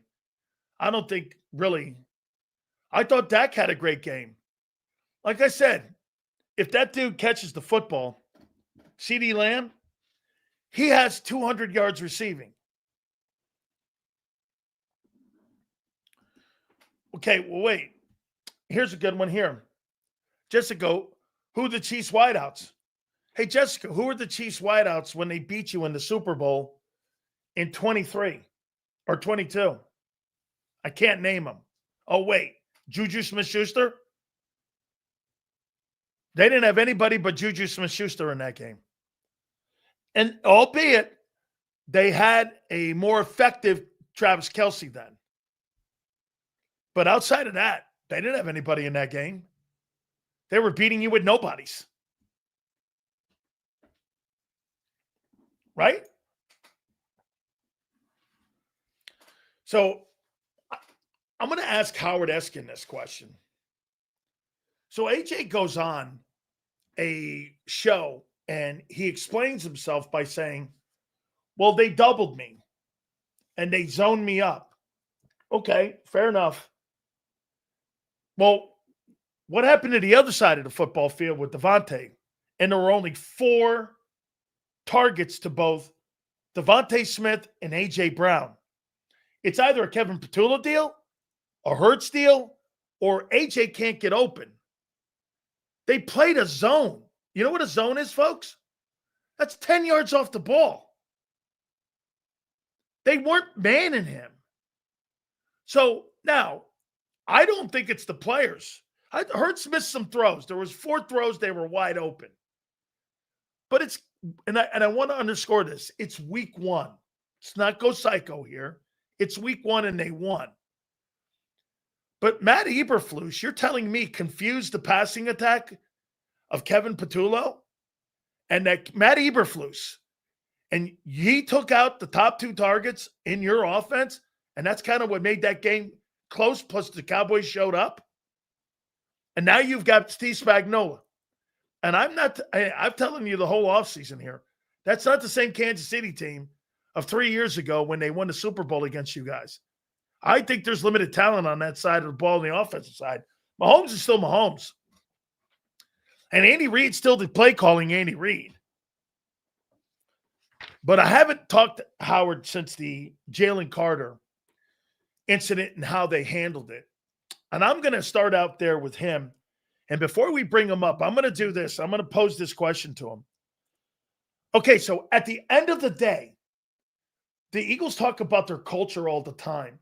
But when a person from WIP or the Philadelphia Inquirer asks Nick Sirianni the question about his culture, the first thing the Philadelphia Eagles do is they turn around and hide behind, we're keeping everything in-house. Well, if they're going to crow about their culture and tell us how great it is, when the first time it gets threatened, you mean to tell me you just can't say, no, we sat the player down like a Tomlin would. We sat the player down. We told him he was stupid. We told him if it happens again, this is going to be more of a bonus issue for you, and we're going to take some of your money back. Now, look, do I think he should say all that publicly? No. But don't tell me publicly about your culture and how great it is. And there were 3 questions in the pit that the Philadelphia media was asking, rightfully so, believe it or not. They followed up 3 times. Nick, we're not saying anything. We're not saying anything. Boy, I'll tell you what, hiding behind, well, we're going to keep everything in house. But then don't tell me how great you are. Maybe I see it differently. Let's get our friend Howard Eskin in here, who's been in many of those pits and has been around many of those type of questions asked to head coaches. I mean, first and foremost, what'd you make of the whole Jalen Carter mess? He was stupid. He was out of control. He was irresponsible. Obviously, I mean, anybody's got to learn from that. He was embarrassed, so he's got to learn from that. And I'm sure the coach talked to him. I don't give a damn what he said, but, in the point that you were trying to make, when a simple question is asked, and do you think he learned from, I'm paraphrasing, he learned from the situation? All you have to say is yes, and now we're moving on to the next game. That's all he has to say is yeah. He's not going to say no, because that would be a foolish answer, even if he believed it, and he obviously doesn't believe it. But to say, I'm going to keep our conversations private, he does that with so many things. There's a way to say something and kind of explain it without going into any kind of depth. He's a good guy. He's got a personality. He's smart. I think he's a very good coach. But to make himself look, and then the fans love him. They didn't love him last year, early in the season when they wanted to fire him. But now he's the greatest thing since sliced bread. And he's a very good coach. But you can't defend that. And he says, well, I know you guys. Are those marching orders, Howard? I don't think they're marching orders, but I think he's advised from I'll say the PR person that handles him basically to say nothing. It's going to come back to haunt you. No, it's not. Is the answer of yes going to come back to haunt you? No, because I don't think Jalen Carter's going to do it again. So I think it's his PR guy who's overly, overly, overly, overly protective when he has him not say anything. And I think that's the problem. I don't think Howie Roseman gets involved in that. I mean, he gets involved in a lot of things, but not that. No, I think that, and now Nick has taken it. He's gone overboard with not saying anything. There's things you don't want to say. There's things you do say. And then there was a follow-up question. We're not asking you about his conversation, about Right. your conversation with him. Do you think he learned his lesson? The simple answer would have been yes. And for the people to say, he said at the beginning of his comment, he says, yeah. And it was a yeah that he's trying to search for an answer, not a yes. He learned his lesson. So he's got to learn from, he's got to be better than that. It just, coaches don't say much anymore, which is kind of sad. The truth will set you free. And if the players are who you think they are, and they're good people and they're responsible people, and there's a culture there, hey, listen, parents scold their kids, and they understand that because they're your family.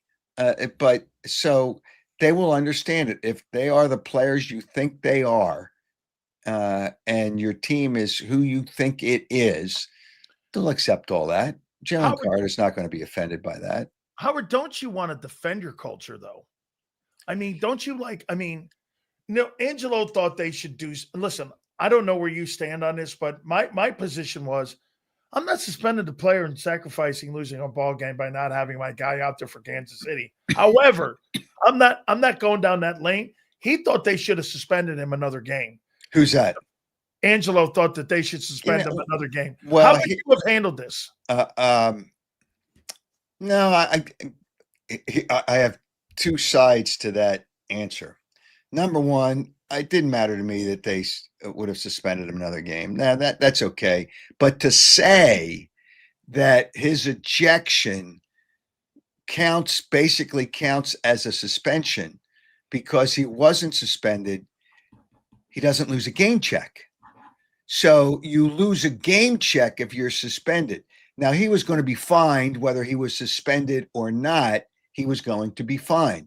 So he saved a game check. So it really wasn't a suspension by the league. But I don't care. Here's where I think that came down. The league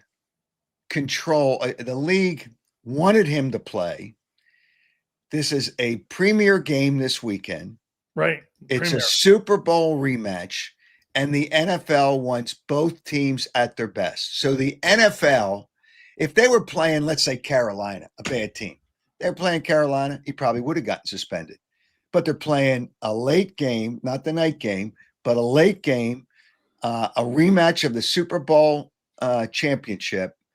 And the NFL, I have no doubt, did not want the Eagles to be at a weakness for this game and for TV. Had nothing to do with Fox, or I guess Fox is doing the game. Had nothing to do with all that. The NFL, I shouldn't say all they care about. What they care about a lot is their money, their ratings, because they make more money. It's not the TV stations, I don't think, make more money. The NFL makes more money. So I think they didn't suspend him because they wanted both teams to be at their best, obviously excluding injuries. So now I think the NFL wanted him there. Suspend him another game. It doesn't matter to me. Like I said, if they played a bad team, they probably would have, but he doesn't lose a game check. He was going to get fined either way. So there's some conversation going around. Colin Cowherd was saying that there's rumors around that A.J. Brown is potentially on the block for trading. I mean, he was on a show yesterday. He was talking about, him not getting some targets because they were double teaming him, what have you. I mean, the conversations about the passing game. I think the only reason why you didn't see a blow up a year ago is because there was a Lombardi trophy, or I think you would have. How do you think that relationship is? You think it's getting better, or do you think that's getting worse between Jalen Hurts and AJ Brown? I think it's fine. I don't think it's I don't think it's better. I don't think it's worse. I think it was good. Even last year when AJ spoke out, um, and I got scolded by the public relations department for reporting what AJ said. Beautiful. Mind-boggling. Scolded. That's great. I don't think so, but I get it. I only reported what he said. Yeah. And he made a point because they won the next game, and he said, "Hey, listen, I wanted you guys to know that I said that for a reason. I think our offense had to get better. I think they're fine. I don't see a problem. I don't think he's on the trading block. I think that's you need something to talk about, so just kind of throw more bullshit out there, and that's what that is. You can't trade him, but I will say this: I think, and I'm not big on prop bets.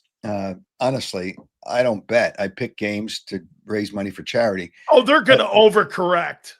Well, yeah, I would take the over on receptions for AJ Brown this weekend just to keep him happy, because you don't want to go 2 games where he gets 1 catch. And Jalen tried to make him happy after the game by saying that was one of the biggest plays of the game to catch that bit. Okay, fine. You want to keep him happy, regardless of the reasons, regardless of the double team. Dallas did a good job. I think they're going to find a way. They're going to find a way to get AJ the ball a lot more. And I don't think he's on the trading block. He's still a very good receiver. I don't think there's any problems with he and Jalen Hurts. You throw to Dallas Goedert because obviously that's whether it was a hot route or whether it was always open in the middle of the field. The short routes were always open with Goddard. So why not just take it? You're moving the ball forward. So why not just take that? But I think you're going to see obviously him, AJ catch a lot of balls this week, but no, he's not on the trading block. How about this? They have a propensity, don't they, to always overcorrect something. I mean, that they like to overcorrect, and you're right. I wouldn't doubt to see 14 targets, 7 catches, something like that. Oh yeah, I think he'll get between 6 and 9 catches this week. That's right. Yeah, and even with Kansas City, and that's the way Kansas City's going to have to win the game is with their defense. But I don't think they're going to give him anything big. But I think he's going to be more. He's going to have more targets, more involved. Not that he wasn't supposed to be involved in that game plan, but I think it's going to be a tough game for the Eagles, regardless of what AJ gets. I've said this, and I think I may have said it last time I was on with you. Actually, it was before Kansas City lost. Kansas City losing that game, the first game of the season to the Chargers, hurt the Eagles. Check the percentage of teams that start the season 0-2. The percentage of making the playoffs decreases quite a bit. 0-3 is impossible almost. Well, yeah. But this would be 0-2. Yep. And the percentages of being the number 1 seed really are like out the door. So to keep themselves in the game, even though it's only the second game of the season, I think the Eagles are a better team than Kansas City. I don't think Kansas City is one of the 5 best teams in the NFL right now. I don't think they're the best team in the AFC West. No, I think the Chargers may be. Yeah. So, but and Buffalo and Baltimore are both better than Kansas City. But if you go 0-2, you're really in trouble. So this is desperation and when teams are desperate, they do things that they normally wouldn't do. Andy Reid's a great coach. You don't have some dope as a coach. So he's going to do some things. It may surprise the Eagles in some way, but I think this is a really, really, really tough game for the Eagles. And at the beginning of the season, now I thought Kansas City would be better, but at the beginning of the season, I thought the Eagles would be 2-2, which they were last year. After 4 games, they would lose to Kansas City, and the 4th game is against Tampa.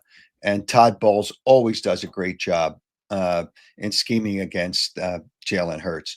So, but this game makes it worse because Kansas City lost. I think the Eagles are really in for a tough game, and honestly, I think Kansas City is going to win the game just because they're desperate.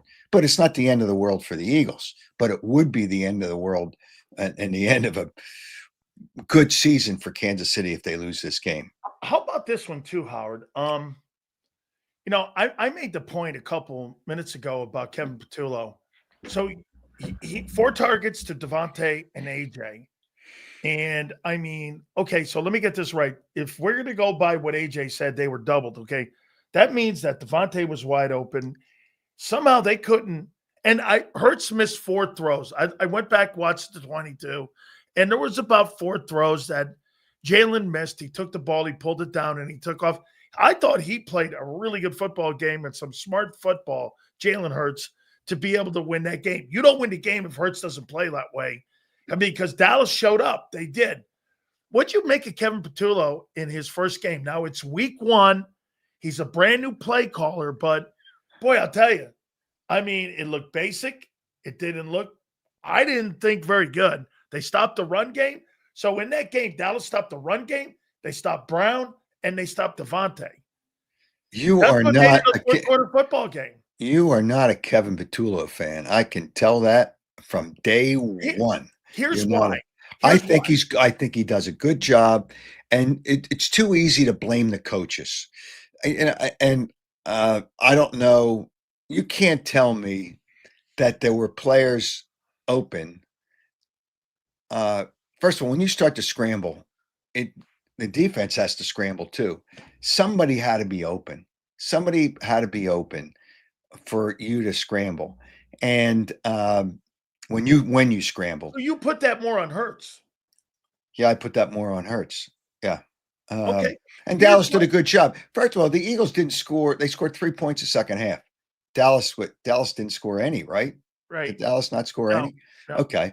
So they didn't score any. So all of a sudden, everything changed in the second half. I can't blame it on the weather situation, the weather where they had a delay of game.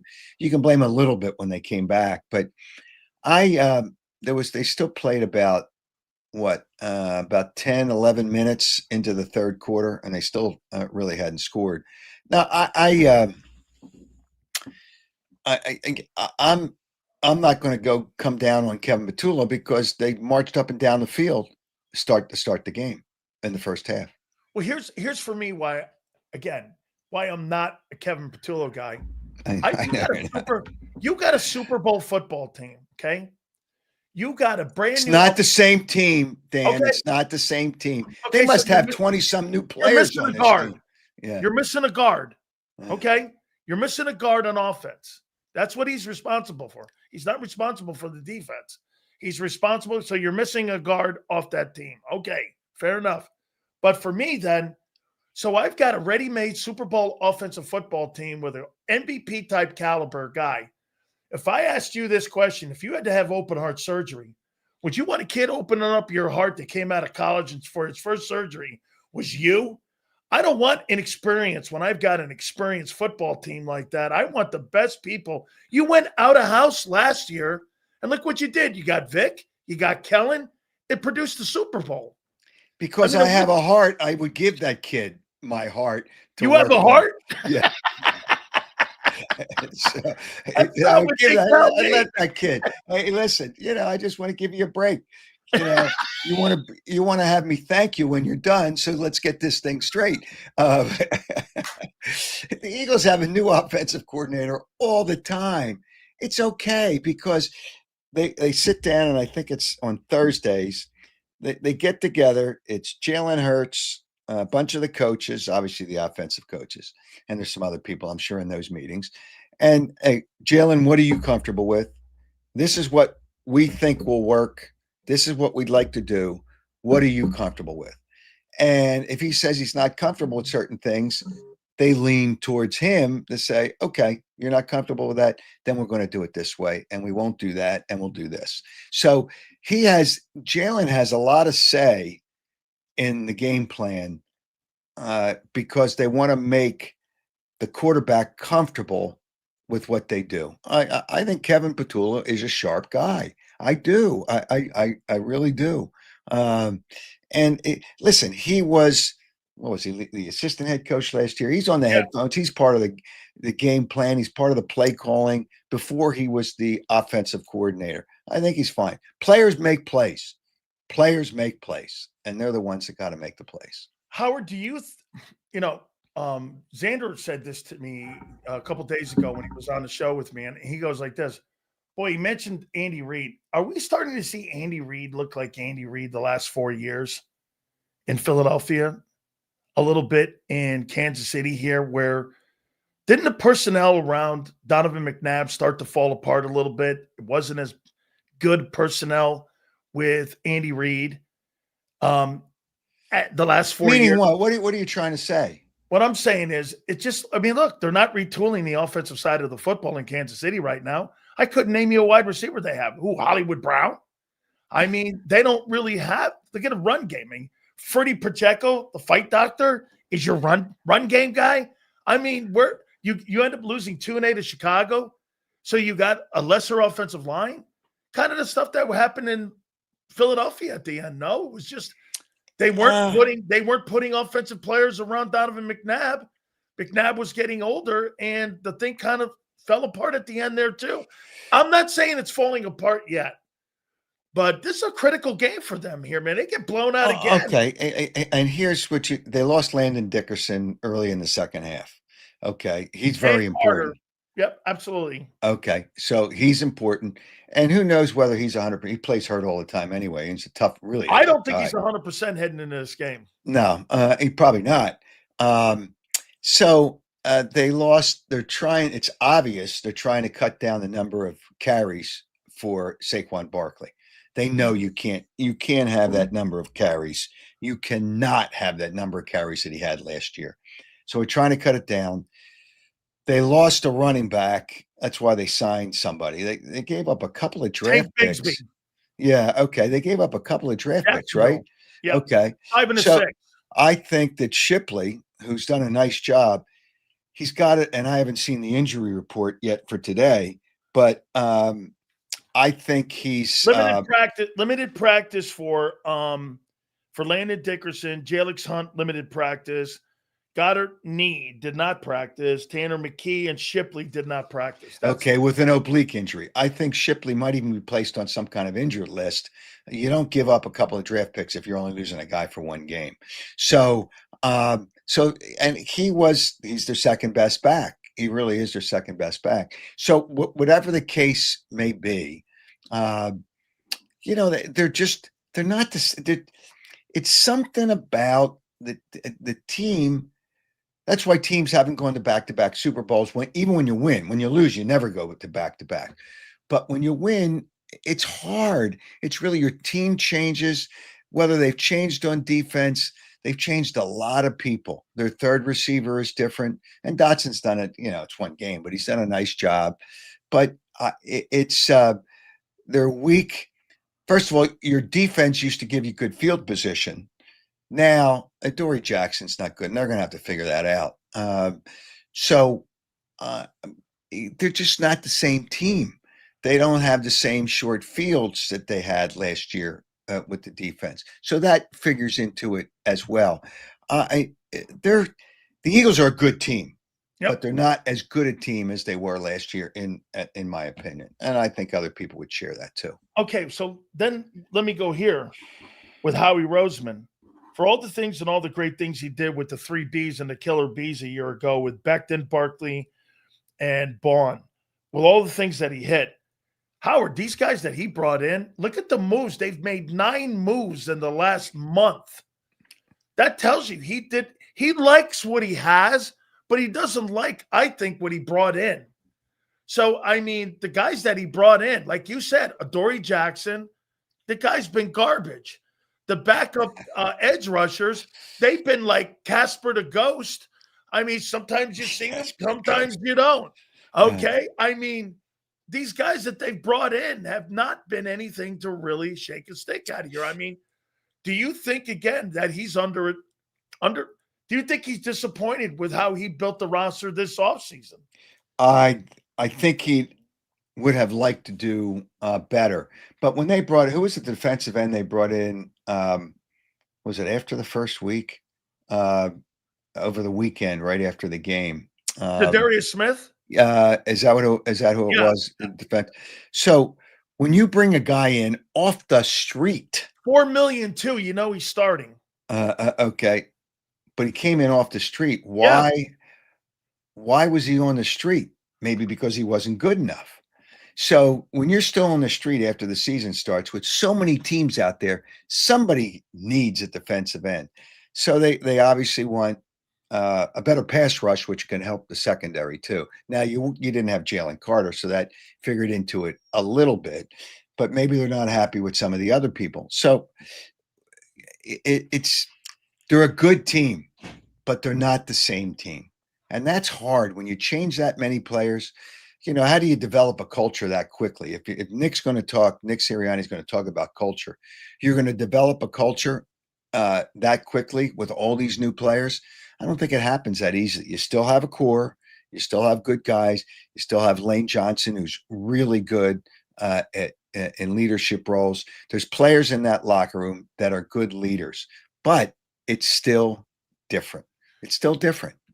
Howard, why do you think the Chiefs are going to win this game on Sunday? Desperation. I don't think they're the better team.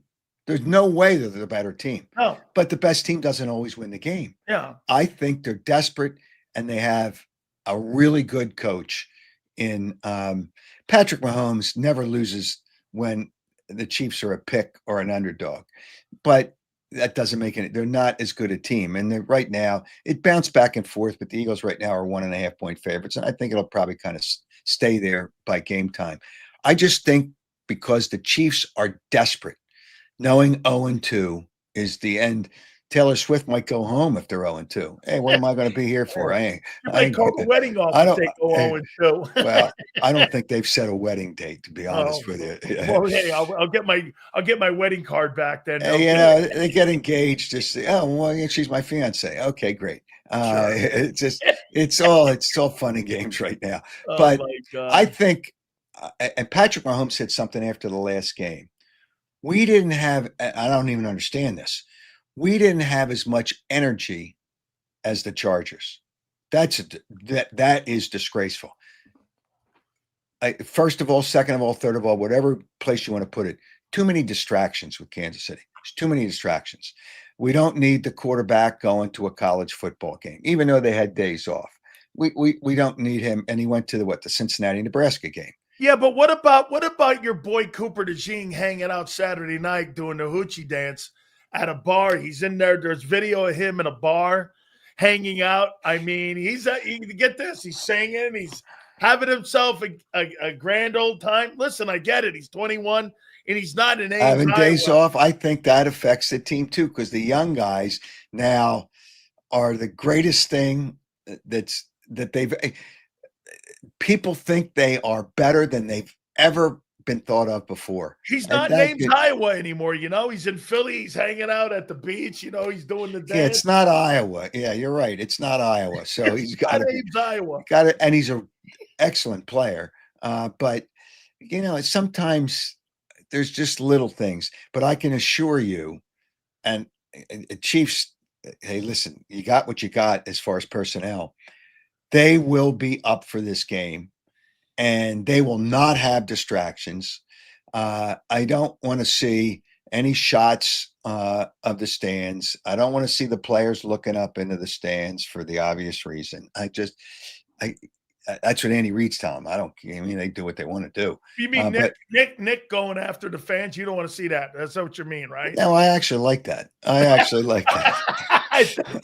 actually shows me some emotion. I like that. He ought to show that emotion when he does a news conference. That's what I want to see, that emotion. Well, you know what? Since you're throwing the numbers around a little bit, let me ask you this. So let me pick a game here. Okay. Let me go a couple games here for you here. Let me pick one. Go ahead. Let me pick a couple here. All right. So Tampa Bay, Houston, the Buccaneers against the Houston Texans it's in Texas. Yep. I'm It's looking at at the line NRG. here. It's at NRG. Who do you like there?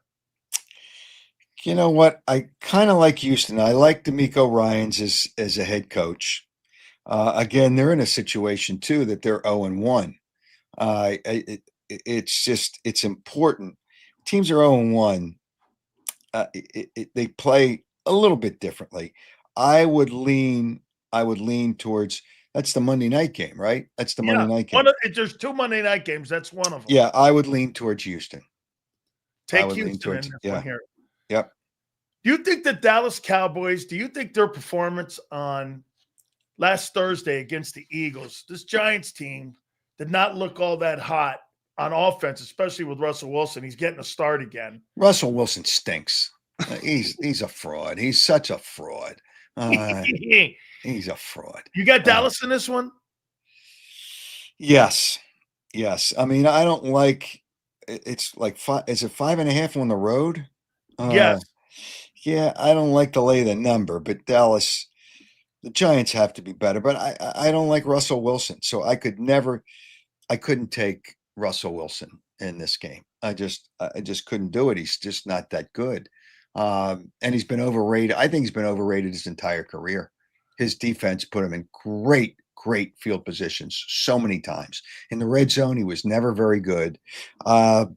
But he talks a good game. Maybe because he doesn't have an office now with the Giants where he had an office before. He doesn't dictate everything now, which he did before. I mean, who knows?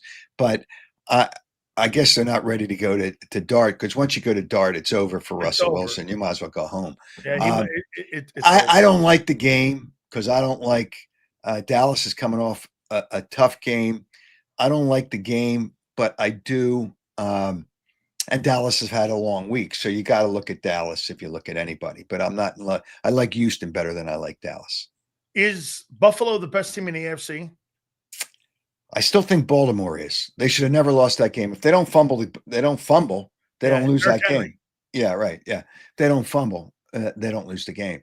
They should have never lost that game. Josh Allen is just lights out. Buffalo's really good. They are really good. I wouldn't be shocked. This is crazy to even say this. And what's the number on that game? They're playing at the Jets, right? Buffalo's at the Jets, right? Okay. At MetLife. It's at MetLife. Well, I wouldn't be shocked if the Jets won. However, I would never lay the 6.5 points. I would take the Jets in that game. I would take the Jets plus the 6.5. Russell Wilson looked pretty good in that ball game, didn't he? In what game? And not Russell Wilson, excuse me. Justin Fields looked good in that Justin Steeler Fields, game. yeah. He looked good in that Steeler game, didn't he? I would take in that game, I would probably take the points. And you got Kansas City winning. Yes. On Sunday. Not because they're the better team, because of the situation. In a close Kansas City, it's going to be close. If Kansas City had won the first game, I think because the Eagles were better, the Eagles would have won this game. But they can't go 0-2. They can't go 0-2. It's just maybe the Swifties will bail out on the Chiefs if they go 0-2. Maybe the Swifties will get them. Howard, tell the folks who are you having on next? When they can watch you, okay? All right. Saturday, I have the people join me. So it's because Saturdays people want to converse with me and they can click in to be part of the show. I had Joe West on last night, the former umpire, who I said, people always hate you. He says, no, they don't hate me. People say they hated me. But he had some great stories. And I'm working on somebody for next Wednesday. So Wednesday night, 7:30 on all the social media platforms. Subscribe to YouTube. It makes it easy because then you're notified when I come on. Wednesday evening, 7:30 Eastern, and Saturday mornings at 8:00. So we'll have fun because we're going to talk about the game and people are going to be pissed off at me because I think Kansas City is going to win the game. So 39 years on the airwaves. Wow. Yeah. 39 years. What was the greatest story? Well, I was on the airwaves before that, but it pretty much one place. What was the greatest story you ever covered in Philadelphia sports during your time on the air at IP? There's been a few of them. Oh, by the way, Yeah. I forgot to tell you. You know who This- broke that story on Michael Vick coming to Philadelphia? I did.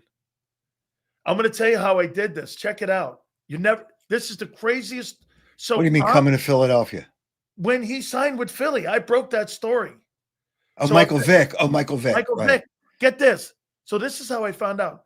A guy named Tom Shaw is a trainer down in Orlando, and my friend Crawford Kerr owned these wing houses. So I was on the air. I had my morning show in Tampa, and it was also in Orlando. So they called me, Howard, and they go, it's at like 11:30 in the morning. And he goes, guess who's here right now? Andy Reid's in the building right now with Michael Vick, and they're signing a contract. And I'm like, get out of here. So I had that at 11:30. I was so afraid to go on the air and break it. So I was like, well, I'm going to do it. At around 2:30 before Monday Night Football, 3 o'clock, I'm eating pizza with my daughter, and I called it in and I said, we're reporting that Michael Vick has just signed a contract with the Philadelphia Eagles for to play quarterback, and he's coming to Philadelphia. This was after the whole fiasco, him being in prison. Andy Reid. Guess who else was there? Tony Dungy was there vouching for him that this was going to work. And I had that story, and sure enough, the guys from Pro Football Talk, the first guy to mention it was me, and then uh, Chris Mortensen called me, and so did the people at ESPN. They're like, unbelievable. It was like one of the greatest stories I ever had. I had it. There he was. He was standing right in front of me, but I was so afraid. But I thought an improbable place would be Philly, and there he was. Yeah, I was on the sidelines during the game. I had heard about it, and I reported it during the game because obviously it was out there. But I've had a lot of stories before I went to WIP. I had Julius Erving come into the Sixers. Oh, wow. From the Yeah. Nets, from the ABA? Yeah, because they were about to merge, and there was all kinds of things that had to happen. So I had Julius Erving coming to the 76ers. People couldn't. There was so many trades. Mike Krukow tells a story. Remember Mike Krukow, the Yeah, pitcher? for the Giants. Okay, so He's I'm on the broadcast team right now for them. Yeah, yep. And Mike will tell you the story. So I go on TV the night before, and I say the Phillies are about to make the trade, and Mike Krukow is going to be traded to the San Francisco Giants. And I said, I can't. And he heard me on the air. He got a phone call, and before the next morning, before he picked up the phone, he knew what had happened because he heard me on the air the night before. He tells that story all the time. I knew I was traded before I even picked up the phone.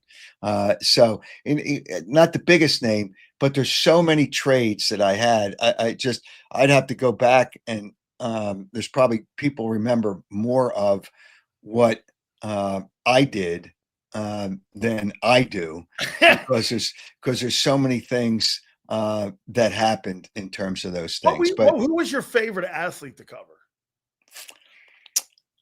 Boy, that was, Barkley was always so great. Iverson? Well, no, Charles Barkley was always fun to cover because he was so good. Julius was great. The players back then were just different. Iverson and I got along in the early years. Then we didn't get along, and then we get along now. We get along great now. It's kind of interesting. The favorite players to cover.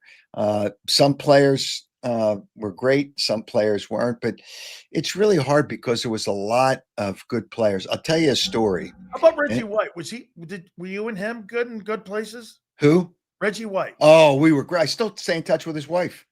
I still stay in touch with Reggie's wife, Sarah. Very, very nice people. Great. But I'll tell you a story. And again, this is before I was doing talk radio before. And I'll tell you this story. Ryne Sandberg would not have been a Chicago Cub if I had not made one call during a break and screwed up the original trade. I called Larry Bowe, wanted a new contract. So I called him during the break one night. It was before the spring training.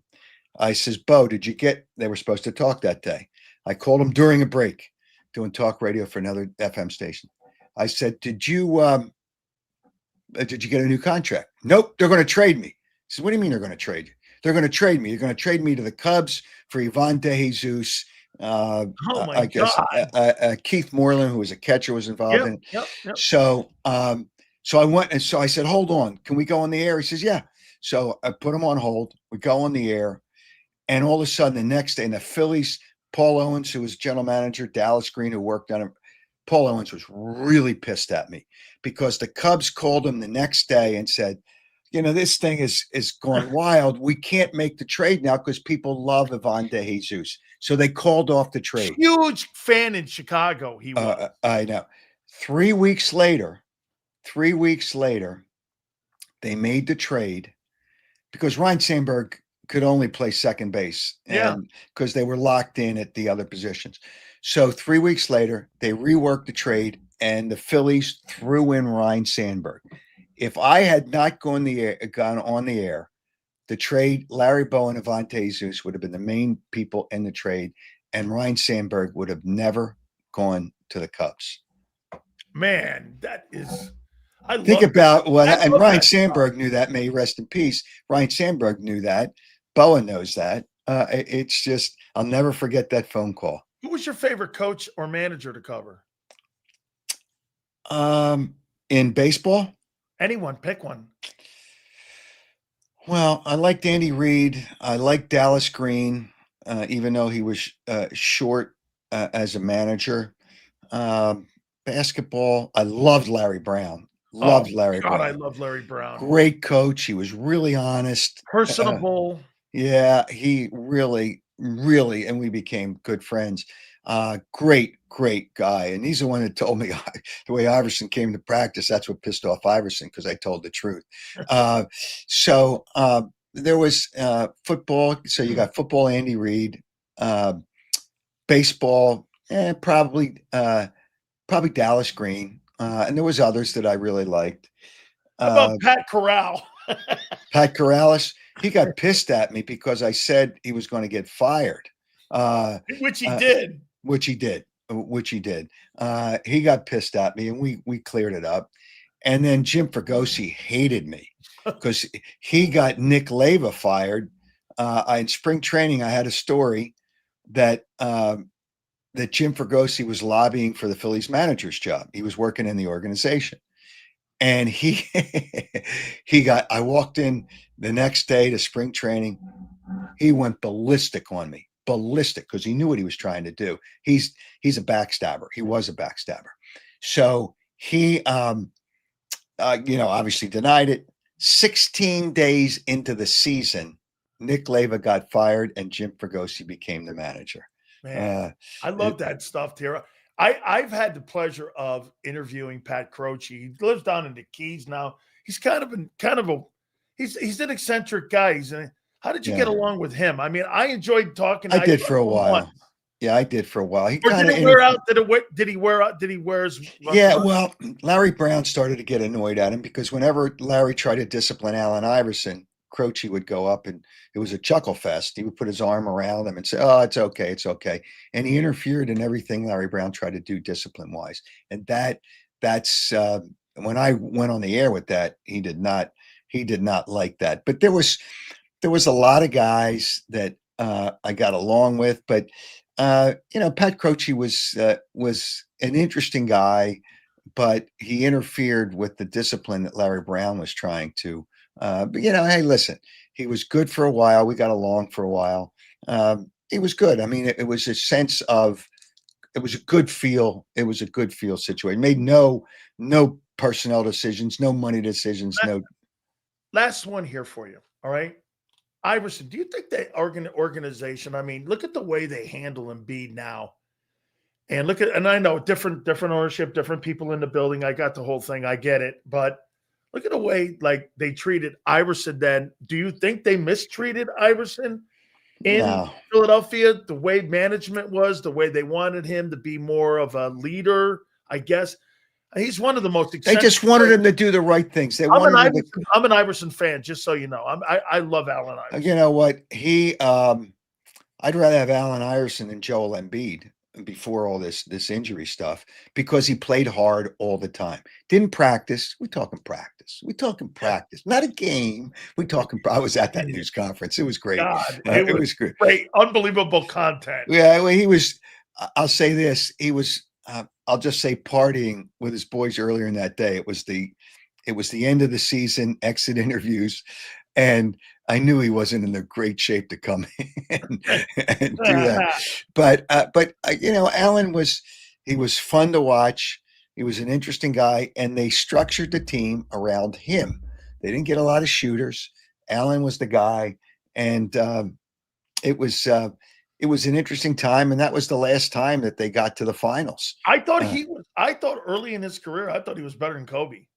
And then Oh no, Kobe, yeah, I would never go that far. Well, early in his career, maybe early, a little. early, Yeah. like the first three. Because remember what they did with Kobe.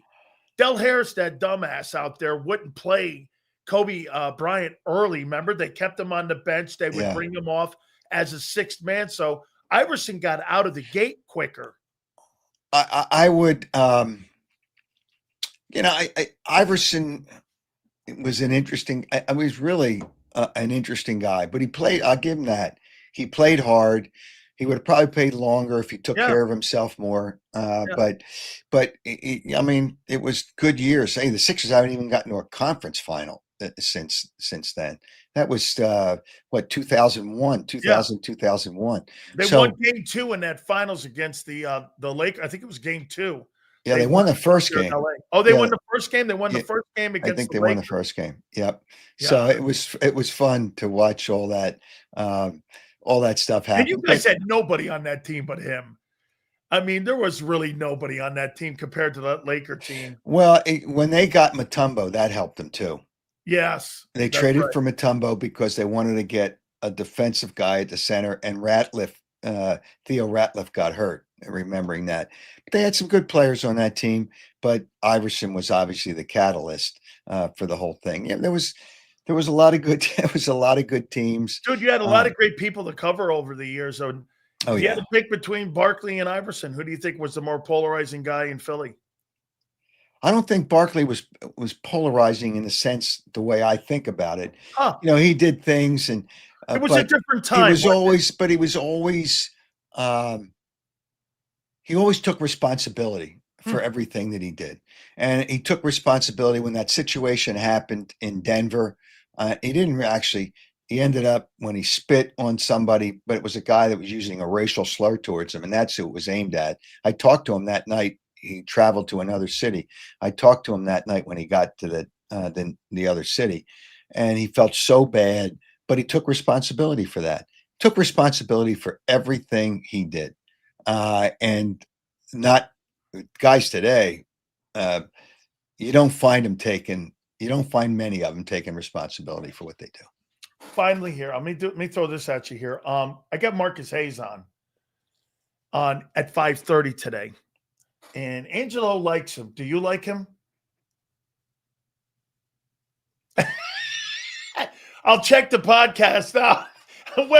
When's the podcast? I'll be Nick Sirianni. Holy cow. This is I didn't say anything. Nope, I didn't say anything. Howard, you don't have to say anything. Silence is also a golden rule that I was taught on how you do radio. Very nice. I'm sorry. My microphone. Something happened to my microphone. You didn't hear me, huh? Something happened to my microphone. That is the best way I can determine how to end this thing here. Howard, thank you so much for your valuable time. I so appreciate you, man. Anything you need from me, please let me know. Thank you so much. You got it. All right. Have a great one. You got it. Howard Eskin. Make sure you guys check him out. That was fabulous. I had to end it like that too. Do you like him?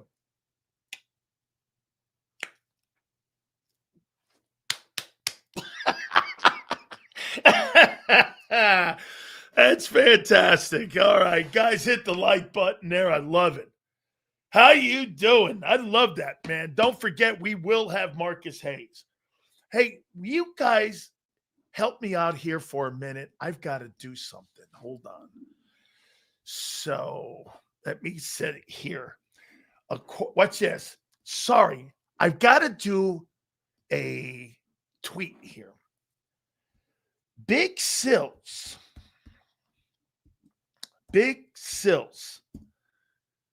is hearing that Eagles wide receiver A.J. Brown is on the trading block. JAKIB Sports. Bang. Fly, Eagles, fly. Big Sills is, I got to put hearing, excuse me. GAR, hearing that the Eagles wide receiver, A.J. Brown, is on the trading block. Let's put NFL in there too. Why not? Send, post. How you doing? Yeah. Woo! Man. Multiple sources are now saying that potentially the Eagles have A.J. Brown on the trading block. How you doing? Let me take a look at this here. Let me see here. A.J. Brown trading. A.J. Brown trade. Let me see here. Let me just type this in just to confirm. A.J. Brown trade. Let's see here. Heading into week 2, trading for Bengals offense. Trading away A.J. Brown. Okay, A.J. Brown. A.J. Brown, no targets in the first half. Put in your trade request. Okay. I've got people in my comments saying that the Buffalo Bills have an interest. The New England Patriots. Holy cow. So let me do it again. Let me contact Alonzo Highsmith. Is this true? Are you guys okay? A.J. Brown to the Browns for Denzel Ward and draft picks? Huh? Hey, this ain't me. Colin Cowherd also said it. Fox Sports' number one personality is saying that Brown is a potential trade. Well, someone should make an A.J. Brown AI video for Sills. But don't get mad at me. I didn't say it. I'm just reporting it. That other media outlets are saying that there's a potential trade for A.J. Brown. Then it gets reposted and posted and twisted and reworded, and WIP picks it up. I don't know. How would I know? Holy cow. So you're running with a story that you didn't fact check. Hey, welcome to 2025. Fact check. Fact check. Welcome to the Big Sills Show. I'm not a journalist. Sills, what does Philly gain from trading away A.J. Brown? I don't know. I'm not the one that put it out there. I'm hearing multiple sources, including Fox Sports' Colin Cowherd, saying that the Eagles have A.J. Brown on the trading block. This is why players hate media. They do, huh? Really? They don't hate media. Ask Michael Parsons. Michael Parsons loves it.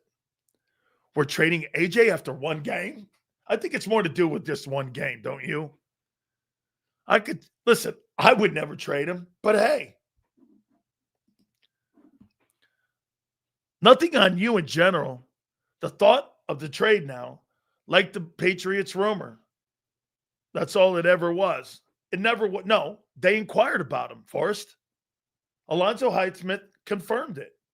They called the Philadelphia Eagles about potentially trading. This was during the summer, about trading for A.J. Brown. The Eagles said no. Okay? Sileo isn't a journalist. He just has a journalist degree. So, I never presented my show acting like a journalist. Now, I went to school with journalism. I have said it for 30 years. I am not a journalist. What, because I took some communication classes? I'm a journalist. Oh, well, again, that would make me more qualified than 95% of the people that are on the air. So you're probably right. Look at Sills. Look at his chops. Oh, man. Did you pass? Well, I've been in it for 35 years, and you're here. So I must have gotten a passing grade. Don't you think, Princess? I must have passed. Let me see this thing here. Oh, my God. This is really, look at this. People, okay, starting to pick its steam up. Hey, so let me see Colin Coward here. Coward says he thinks that A.J. Brown should be on the trading block. What?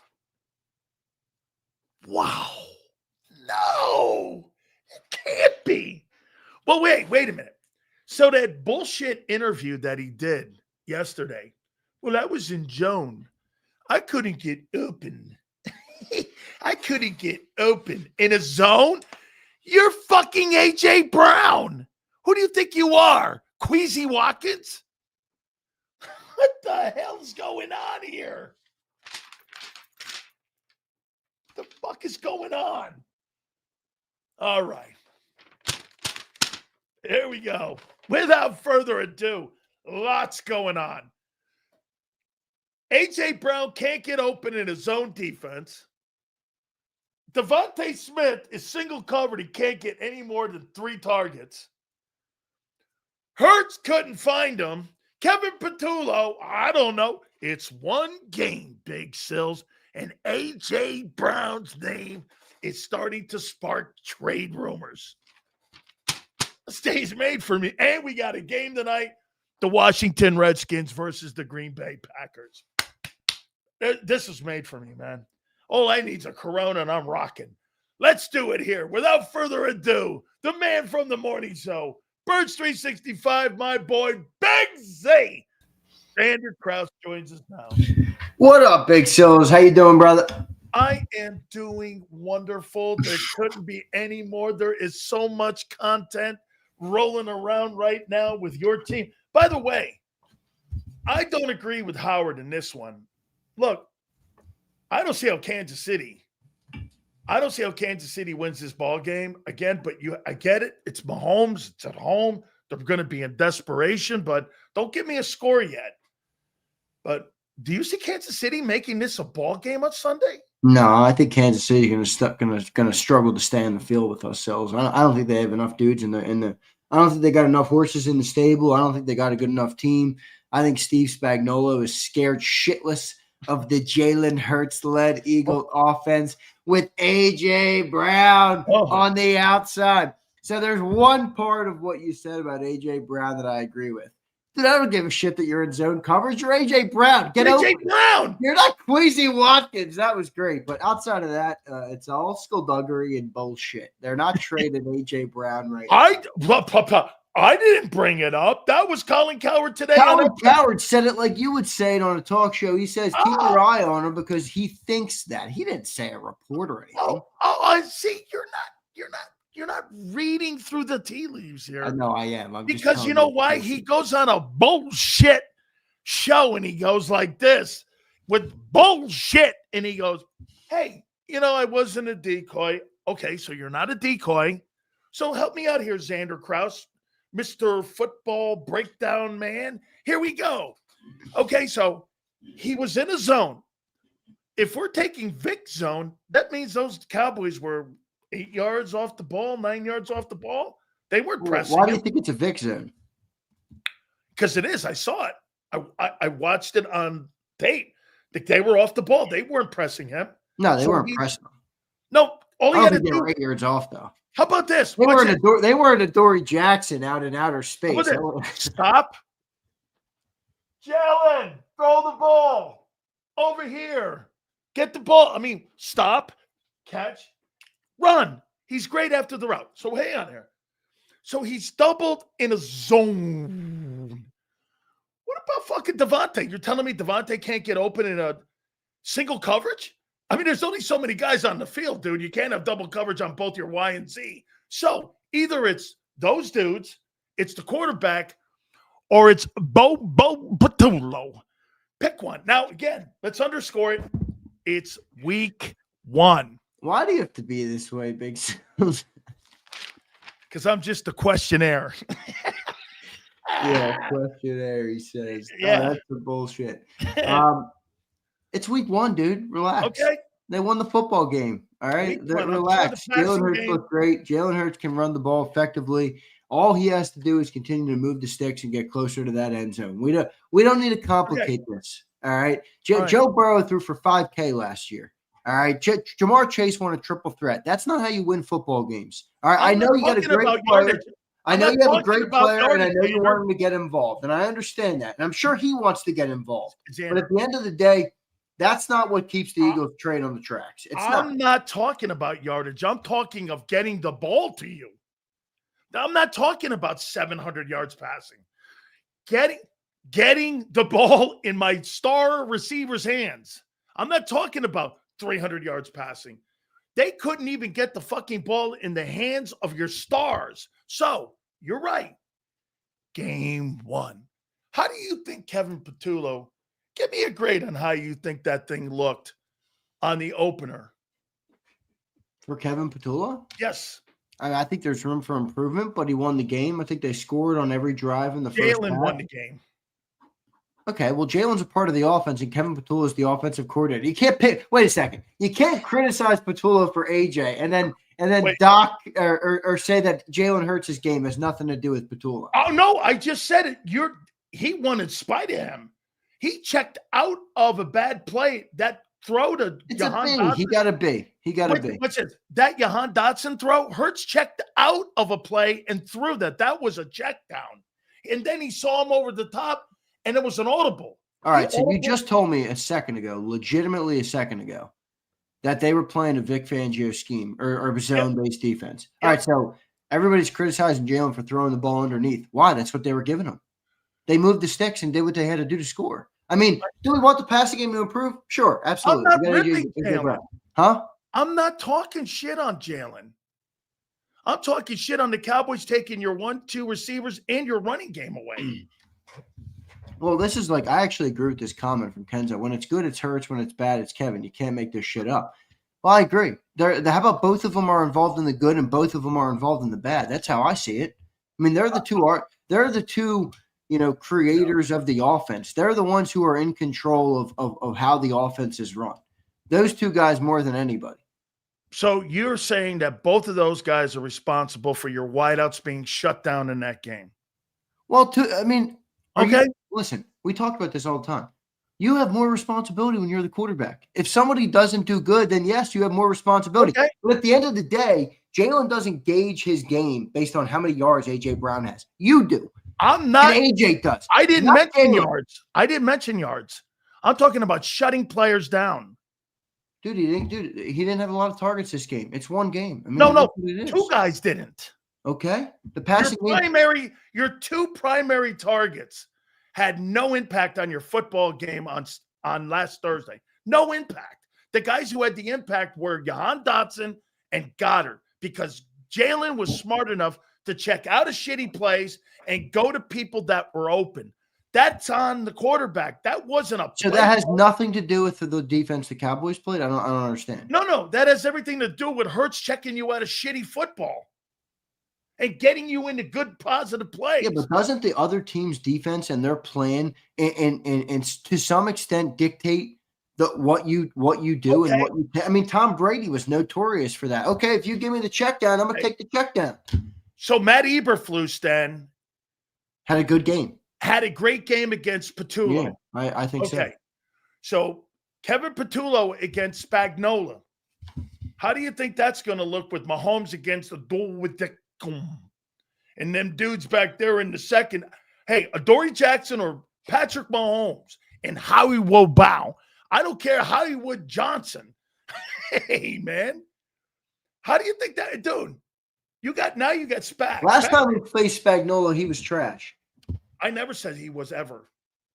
I didn't say you said anything. I said last time we played him, we put him in a blender. Well, I would say this to you.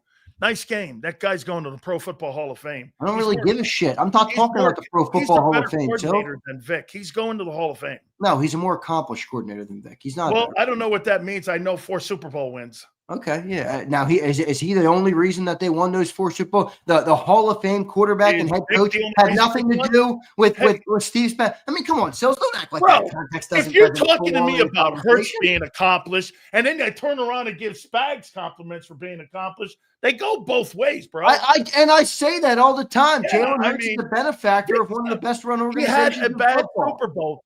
What's his name? Belichick has had a bad Super Bowl. He's been beaten in Super Bowls before, too. Okay? Dude, that's a bad game, not a bad year. And it's a bad game in the worst game. So are you insinuating to me that Steve Spagnuolo's 4 Super Bowls have less to do with Patrick Mahomes and Andy Reid than Vic's 1 does?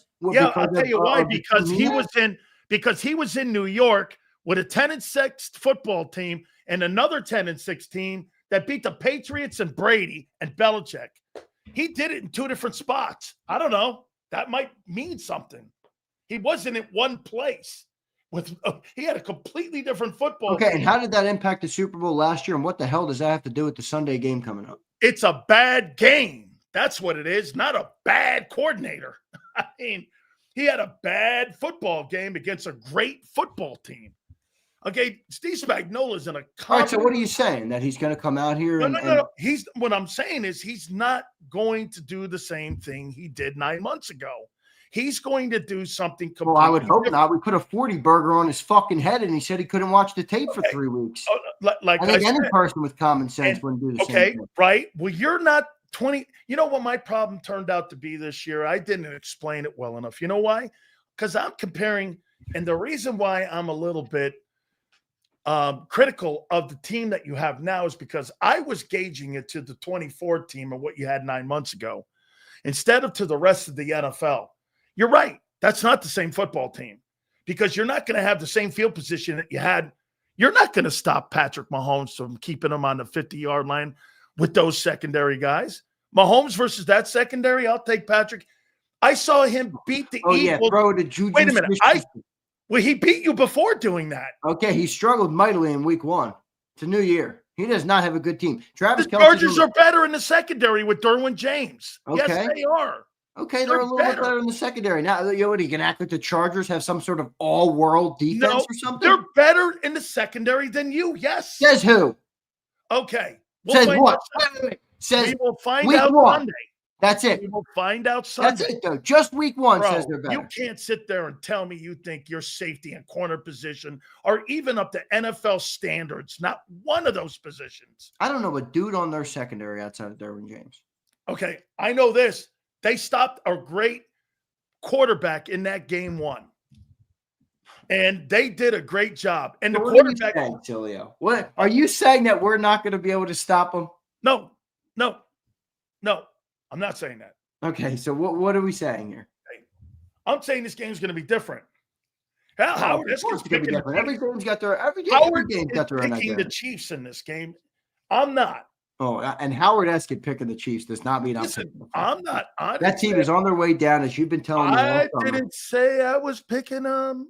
The biggest problem here for the Chiefs is actually this, though. They lost their deep threats. Now, I know they got that dude, Tyquan Thornton. If he was the Eagles receiver in this game, you would be taking us to the fucking woodshed. Okay, Tyquan Thornton is their deep threat. He couldn't make your practice squad. They lost Xavier Worthy. They don't have Rasheed Rice. They don't have the guys that they need to throw the ball in this football. I heard he was practicing today. I heard Worthy practice. Yeah, I heard that too. Now that's interesting because I didn't expect him to play with a dislocated shoulder. That doesn't still mean he's playing. Hey, what's the word on Goddard? Goddard wasn't at practice today, but Landon Dickerson is again. So no Will Shipley, no Goddard again. You concerned about Dickerson going into this game, especially in the interior with Kansas City's not bad in the interior. Last year you had Becton, and Dickerson wasn't really all that healthy going into that game, nor was Juergens really. Both of them had issues, right? They had a knee issue and the guy had a back issue. So you still handled them. And you still did a great job against that front seven. Yeah, I mean, I think Dickerson long-term, I'm a little concerned about it. I don't know. I mean, is he going to be able to hold up 17 games this year with the knee and the back? Those are I don't know. You have a 350-pound dude. Like the two injuries, like you don't want to hear, are knee injury and a back injury. Right. And he's got both of them. You know, so it's something to be. It's something to watch for. But I mean, if he's out there at practice, they're going to play him. I mean, it's football. You know what I mean? Like you don't come into every game healthy. You just don't. All right, it's football. You're on the offensive line. If you're out at practice, then I'm assuming you're going to play, especially at that spot. So I'm assuming Landon's going to play. He's a tough dude. Do I think they should think about protecting him from himself? To some extent. I mean, I know I've had that taken in the past, but I also understand, John pushed back on me once and he's like, dude, you got to get to January. You're not thinking about January right now. All right. I mean, I don't care that you were good last year. You got to get to January. And I agree with that take too. I understand that. So if Landon's ready to go, they're going to put him out there. And I feel pretty good about that. Dallas Goedert, I don't think will play. We'll see what will end up happening with him. And Will Shipley's going to be out, but I got a lot of faith in Tank Bigsby. I like the addition to Tank Bigsby. Here, how about this? Let me give you the insight. I don't know if you heard me earlier. So Jeff Logman, I had a conversation. He's the voice of the Jaguars, and he's part of the broadcast team. We've had him on here, okay? And he's a former Jag player himself. Guess what he said happened to Tank Bigsby last weekend after game one? You hit a falling out or something with the coach? Listen to this. They were all celebrating that they won. He takes off immediately for the fucking tunnel, and he gets into the locker room. He gets into Liam Cohen's face and goes, I fucking don't like my fucking carries. I don't like the rotation. I don't like anything. They started getting into a conversation. And this is, I guess he went on the radio. He's got a radio show in Jacksonville, and he said this as well. He goes, I'm not telling you anything that anybody didn't see. Media people were there. So he goes, and I go, is Tank a good player? He goes, he's a fucking great player. He goes, for me, I was like, they just let that guy go away for a bag of vittles. They got him in the third round. He was a third round. He better not have those expectations in Philly, though. He's not going to get the ball that much. Dude, but he's not playing behind Barkley down there. He's playing behind Etienne, who's always in and out of the lineup. Yeah. And I get it. Dude, when you got Barkley in front of you, you're going to go like this. Well, shit, if I'm behind somebody, it's Henry or Barkley. I don't want to be behind somebody that's always injured. And Etienne don't you agree? Etienne has been a disappointment. He has been a disappointment. Yeah. Was he a first-round draft pick? He was a first-round pick out of Clemson. Oh, yeah. Geez. I could have told you not to take him in the first round. He's a good player, but injury-prone brat. But he had injuries in college. Yeah, I think he went – wasn't he like he was a Clemson kid, right? He was good at Clemson, man. He was real good at Clemson. He played with Trevor Lawrence, right? Yeah. He played with Trevor Lawrence. And, well, he's been in and out, man. So get this. So I go, what do you make of him? He goes, here's the problem. Sometimes he puts the ball on the carpet every 30 carries. Yeah. Ball security is probably an issue. He goes, he's not going to catch a lot of footballs.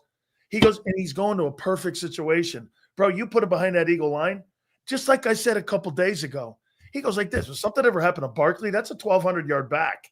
With that old line, he'll get you 1,200 yards. I agree. I think he's probably honestly better than Miles Sanders was when Miles Sanders. Oh, absolutely. The thing I like about Tank is the opposite. Is the thing I don't like about Miles.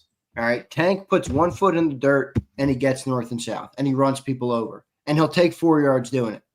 Yep. Miles Sanders. There's a clip that came out of him the other day. A clip that came out of the Cowboy opener versus us. And there is a gaping hole right in front of Miles Sanders. And what does Miles Sanders do? He jukes to the right and doesn't go through the hole. Like, he is so bad at that. And it drives me absolutely bonkers. Tank Bigsby's not going to do that. So I actually think Tank would be probably more productive with our offensive line. But I don't know what the role is going to be. I do think it is good. We got a good kick returner, though.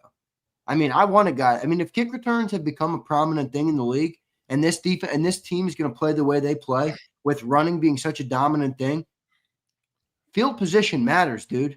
But if his hands are an issue, you want him back there? His hands haven't been an issue on kick returns. I mean, we'll see if he's got to hold on to the football. Did he kick return down there in Jacksonville? Is that what he did? He did some. I think he did 6. Yeah, right. 6 of them last year. Remember, they probably had. I mean, they only played 17 games last year. They probably had 12 little kick returns. I don't know how many kick returns they had last year. What impact do you believe Carter has on this game on Sunday? Massive. Wait a second. Wait a second. Give me 1 second here. Okay. All right. Okay. Do you believe that a Kingsley Asuamataya can stop Jalen Carter? Jalen Carter. Kingsley Suamataya. Suamataya. Do you believe Kingsley Suamataya Who's can that? stop Jalen Carter? That's their left guard. And then they got a rookie in Josh Simmons at left tackle. No. Okay. I Now, they think got they two found good guys. The two guys I like on that O-line are Creed Humphrey and Trey Smith. Creed Okay, Humphrey's they the are best two center in very the good game. players. But Kingsley Suamataya is not stopping They've Jalen downgraded. Carter. All right. Josh Simmons is not stopping Zadarius Why Smith. would you downgrade your O-line when you have a fucking $500 million quarterback? I don't know what the heck Andy and Brett Veach are doing. That just doesn't make sense to me. You know what? I get the wide receiver position shit because you have him, but the O-line, why'd you get rid of that guy and send him to Chicago? Joe Tooney, he wasn't great last year. He made first team All-Pro. At guard, didn't they? Then they kicked him to the tackle, didn't they? That's right. He was the first team All-Pro guard. And then I don't know, but they could have made him a guard again, and now they got Kingsley Suamataya. I don't get it, man. They get the Chiefs got worse in the O-line in the Super Bowl. I'm going to agree with that.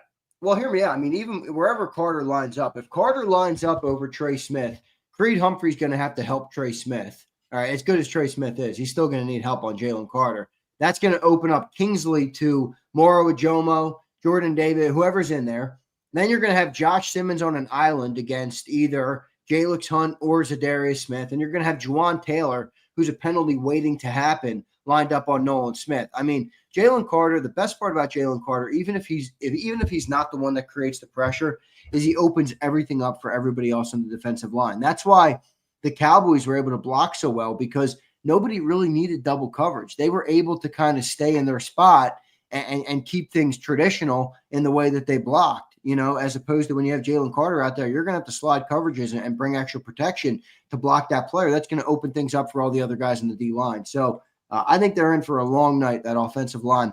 And Patrick Mahomes better have a quick trigger, and I don't know who he's throwing to. That's going to give him confidence to release that ball quickly. But I'm thinking we could have 3-4 sacks in this game. Hey, I don't really agree with them, Rez, but that 52-3 does every week. I don't know, man. Hey, I don't know, man. I mean, I'm with you. They got worse in the O-line. They got worse at skilled people, right? I mean, they lost Rashid Rice, and everyone's making Rashid Rice sound like he's Jerry Rice. Yeah, but he's better than Tyquan Thornton. I got it, but holy fuck, man. I mean, do you think the Eagles are going to overcorrect in this game with A.J. Brown? No. I mean, they're going to get him the ball, but probably because they're going to be more capable of getting him the ball in this game. I mean, look, dude, the Cowboys do have two good corners. I mean, they do have Deron Bland and Trayvon Diggs. Now, I'm not saying they're the best corners in football, but they're solid corners. They are. I mean, the Chiefs they got that, what's that kid's name? I'm blanking on his name. What's his name? McDuffie. McDuffie, that's it. He's a good player, but outside of that, I don't know who else they got over there. No, they got rid of Snead.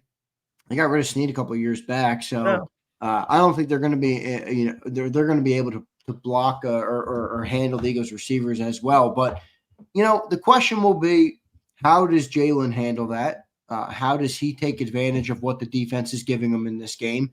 They have a better front, the Chiefs, but they don't necessarily have the best edge rushers in the world. They don't really have a lot of dudes that are outside of Chris Jones that can wreak havoc in the middle. So, you could almost pick your poison here for the Eagles. And Carl Aftis guy's not awful. No, he's pretty good. That's right. That he's pretty good. I actually like Carl. I think they just gave him a contract extension. They did. They just extended him. Yeah, they just extended him. So now we'll see. I mean, I don't think the Chiefs are that good, though, dude. I'm with you. I'm here. I'm going to make a point to you on this. Don't you agree? Going into this game, if you had to say this about the Cowboys, what do you think the Cowboys had more skilled people than the Kansas City Chiefs? They got George Pickens. They got CeeDee Lamb. The tight end's not awful in Ferguson, right? So you got three dudes, and I'm not saying he's great, but going into the game, who are the Kansas City Chiefs? Like skilled guys. Pacheco? And he's not even good. He's not. I mean, I'm sorry. I know he's a Rutgers dude and he's local, but Dude was undrafted, and I know why. He's not that good. He's a good, gritty back. He's not a guy that's a bell cow for an offense. All right. He's not Saquon Barkley who can run your offense through the playoffs. All right. He's nothing even in the same stratosphere as that. And then you got Kareem Hunt. Jesus, he still plays there? Yeah. No Kareem way. Hunt, Kareem Hunt and Pacheco. Bro, there's nothing in that building. Okay. If they go in there and don't give me the score until tomorrow. 7th rounder, not undrafted. My bad, senor. That's right. That's right. He was a 7th rounder. He was a 7th rounder. I forgot what school he went to. But anyway. Rutgers, I think. Rutgers, Yeah, right. Rutgers Guy, yeah. So if they put up 28 points on your secondary, would you be shocked? Do you think? How about this? Well, I mean, go ahead. Now it is Mahomes. Yeah, that's what I mean. It's Mahomes, but I'd still be pretty bad. I mean, you can't give up 27 to Tyquan Thornton. You win 30. You win 32. You win 32-27, something like that. In a tight game, you go back and forth. Would you have a problem coming out of that game, or would you say this? It's week 2. September lies.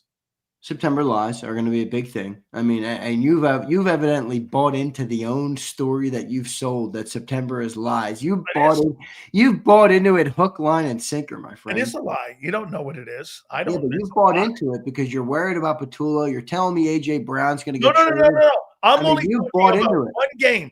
Every single minute of my show today, I kept underlining, going, "It's week 1." Big Sills. So you're using that as your force field, as your shield against all pushback. My force field. No, I'm using this. Little tiny things just to keep, like, you put little stars on a bulletin board. You put little stars and just things to keep an eyeball on. AJ moaning about not getting the throws, not being able to get the footballs to your stars, the stopping of the run game. Dickerson being injured. I'll tell you what, Dickerson being injured is more of an issue than you think it is. Yeah. I think it's bigger. Well, that means that Jalen Hurts is going to get the ball to A.J. Brown more. He could get that ball out quick. Best way to mitigate Chris Jones when he's in the middle is just run away from him. Where's A.J.? 1 target. Where's Devontae? Look. Dude, I really don't give a shit. AJ, the only reason I want A.J. Brown to get more targets is honestly, it has nothing to do with the offensive success. It's because I believe he's so good that nothing bad can happen from forcing him the football, basically. Now, I know that's a little facetious. It's an exaggerated claim to get my point across, but I believe he's of the caliber of Barkley, where people are like, run the ball, you got Saquon. Well, pass the ball to AJ, you got AJ. That's how I feel about AJ. So when I say that I want AJ Brown to get the ball, it has a lot to do with that and a lot less to do with I think you have to get AJ Brown involved to be successful. They've proven that they don't need to get A.J. Brown the ball to be successful. He had 1 catch last week, and they won the football game. Shows you that the Eagles' offense is versatile, Big Sills. Well, no, shows me that Jalen Hurts had to take it because the run game got shut down and the passing game got shut down, and Jalen Hurts had to go to 3 and 4 to make it happen. And I said it. I think the guy had a great game. I think Jalen really saw his way through in that ball game. Hey, if I had to do it again, man, you put him up there. You put him up there with Lamar. You put him up there with Superman. That's his new name from now on. It's not Josh Allen. It's Superman. The quarterback in Buffalo is Superman. And the guy in Pittsburgh he had a good one. Lamar had a great one. And Jalen, I thought, really had a really good football game. All right, Junior, let's get to some of these super chats. Yeah, look at this. Look at what do we got here in Super Chats? Let's get to the Super Chats. Here's Pumper, who just had a shit take, by the way. He says, it's funny because all the people who in my life, Brian Pumper, who actually know me, unlike your anonymous ass, say, I make them uncomfortable because I'm way too much of a nonconformist and it's tough to deal with at times. All right. So fuck you, Brian Pumper. How about that one? All right, my guy.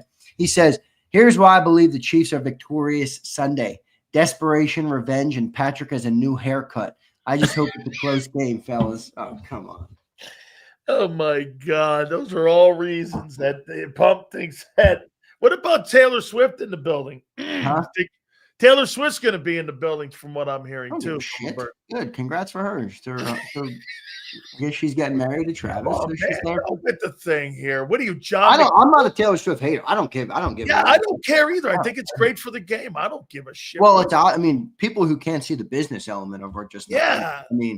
The woman she's got a huge following, guys, and the NFL is trying to get their audience up. You see what Goodell said? Goodell wants her to do the halftime. She's not doing the halftime. Why not? I don't think she would. I don't think she would. No. I'm not saying that. I don't think she would until Travis is done. Okay. Because I think Travis, I don't know, maybe he doesn't have any balls and he wouldn't care. But how about if I they think don't he would get there? be like, let me finish my career before you start doing halftime. How about if they don't get there? That's what I mean. What if he doesn't get there? Now his woman's doing halftime? No, but if the Chiefs don't get back to the Super Bowl, you think she does it? Well, she took the ring from Travis. You forfeited the opportunity to do the halftime show until he's retired, I would say. Good for him, man. I like that. I like that. Come on, pump, desperation, haircuts. And what? What else here? Patrick has hear Johnny Mac put the desperation thing, maybe a little bit. Johnny Mac put Pumper in a blender today. Why? What happened? Oh, did you hear Johnny Mac talking about AJ Brown too and his dislike for you? No, I did not. No, he didn't really say that. But apparently AJ Brown saw John and I's interview with the governor. Uh-huh. And then he said something to him about thanking John for saying he wasn't a decoy or something. And I'm like, John, why don't we get AJ Brown on or something? He's like, yeah. Not everybody in that organization likes big sills. And I'm like, and then I'm on the Jacob Twitter account. And I go over to click on AJ Brown. I'm like, wait, I can't click on him. And he blocked Jacob. So I'm like, oh, he doesn't like Jacob. Clearly, he doesn't block me, but he blocked Jacob, which is pretty funny. So I don't know. We'll see. NG says, what are you clicking on it? He says, does Jalen's efficiency mission mute AJ's splash plays, avoiding tough throws to protect versus turnovers, but losing game-breaking chances? Yeah, and I'd rather Jalen get his way, Matt. Yeah. Jalen got his way on game one, and you won. Yeah, I'm not going to force the ball in the tight windows and turn the ball over so AJ Brown can be happy. As a matter of fact, don't you think – hey, let's look at it in a positive way. Don't you think if you're the league and you saw Jalen Hurts win a game – with those dudes not having any kind of targets at all and the running game not working, don't you do this? Shit. The idea, remember what everyone says? Everyone goes like this. I'm going to stop talking because I'm sounding like a Hurtsite here. And you are a Hurtsite. I'm not. No, I'm not. So deep down, you have a great respect for Jalen Hurts and the way he handles his business. I do. I have respect for his business. I respect how he goes through. He's uncomfortable. He's dorky, but he wins. And who cares? He's not dorky. What's dorky? Have you listened to those press conferences of his? It is what it is. And I'm like, where? Here was a presser today. These wonderful quotes of his. What do you make of going to Kansas City? Another opportunity. Well, but don't you have any kind of juice going and playing against the Chiefs and Mahomes? I just look at it as another opportunity. Well, what do you make of the team? Do you think it's the same Kansas City team? So what do you want? Wait. What's the better take, though? That he sounds like a talk show host? I mean, no, that he would say this. Hey, look, man, every opportunity for me to go in with my football team in a game like this, it's wonderful because this is why That's basically what he said with less words. No. He went like this. Don't you? Everybody in Philadelphia is trying to get him to have a little emotion. Emotion. Have a little emotion.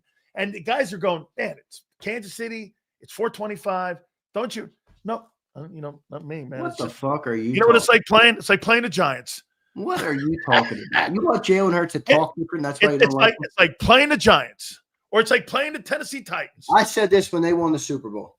Jalen Hurts proved that he is who he says he is. So I don't really give a damn what he says in the press conferences. He continues to figure out ways to win football games. That's all I care about as a fan. I don't care about the stats. I don't care about people. Oh, he doesn't see the field. Oh, he misses the field. I don't really give a shit. I'm an Eagles fan. I want to win football games and go far in the playoffs. That's what I want. Me too. See, I do a talk show, so I'm looking for people who have personality. I'm not looking for a guy at a library. Yeah, but you also have to understand that him having a personality is not conducive to his success as a football quarterback. Okay, all right. Hey, I like personality guys. That's all. I like guys. There's not one there. You make one. No. You can't make one. He is what he is. Hey, it is what it is, and I got it. That's all that it is. I'm Popeye the Sailor Man.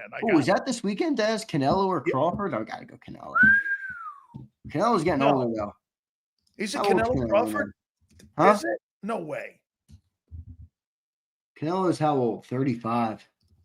I'll take Crawford. Yeah, I might have to take Crawford too. But dude, Canelo's a technician.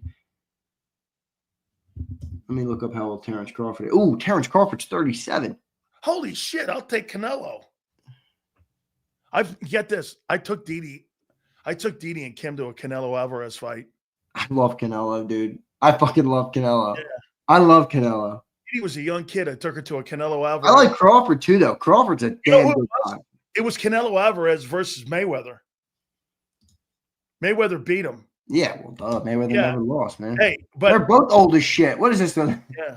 It's like a Jerry. This is not going to be Yeah, Dez. I'm sure you're excited for the fight, Dez, and I love boxing too. So don't get me wrong. I'm one of the people that does still like boxing. It's gotten worse, but my bosses gave me shit. She goes, "You took your daughter to my go." I like my daughter to grow up being tough in case she has to kick someone. Wait, let me get my point out to Dez. Dez, that's gonna be a snooze fest, man. That's gonna be a snooze fest fight. The geezers at Caesars. Yeah, that's going to be a snooze fest fight, unfortunately. Yeah. But I do like Canelo to win. It's on Netflix? Oh, right. All right, I'll watch it. You got it. Good. I'll watch that for sure. Canelo is too good, though. I mean, it's hard to punch Canelo. One of the greatest Mexican fighters of all time. He's one of the greatest fighters of all time, period, end of sentence, I would say. Well, Matt says, we already got that one. Thank you, Matt. All right, we got that one. Matt again. Thank you, Matt. He says, trading AJ to fix holes just rips new ones in the offense? Why weaken a strength when his threat makes the whole unit thrive? Matt, it's sports talk host guy. It's just Sileo. That's code for it's just Sileo being silly. You should see my Twitter page blowing up right now. Is it really? Oh, of course it is. Every year you start here's a new one. Let me read you some of these. Every year you start controversy with the Eagles. What's your fucking problem? You're a secret Eagle hater.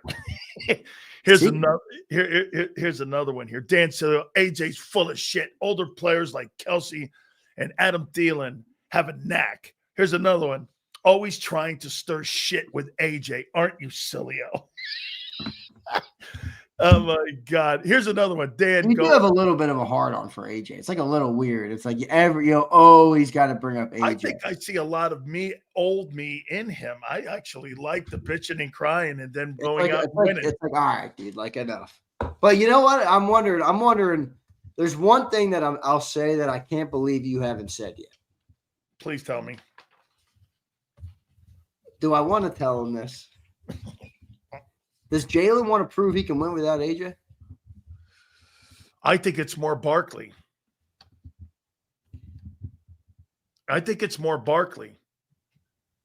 Okay, now you're right. 12. I don't know, man. But how many times have you heard that? Well, no, AJ's not on the field. They don't win. It's true, though. 12-20-1. Well, they won. They basically won without him last week. Yeah. I mean, he was out there. He's out there. You got to defend that. You know what I mean? He's out there. Who do you think is more important to the offense, AJ or Barkley? Right now, probably Barkley. We got the greatness of Jahan Dotson. He showed up, dude. Hey, by the way, big catch, great route. Extend him? Wait a minute. What if they come in and give him a role and they give him, dude? He's not going to get number one money. He's not going to get number two money. But he's not going to get number one or number two anywhere else. He fits in a system. When you give him some money, when you offer him something to keep him in, he's going to get number two somewhere else. Probably. Yeah, I think so. Like, would he be the best number two in New York?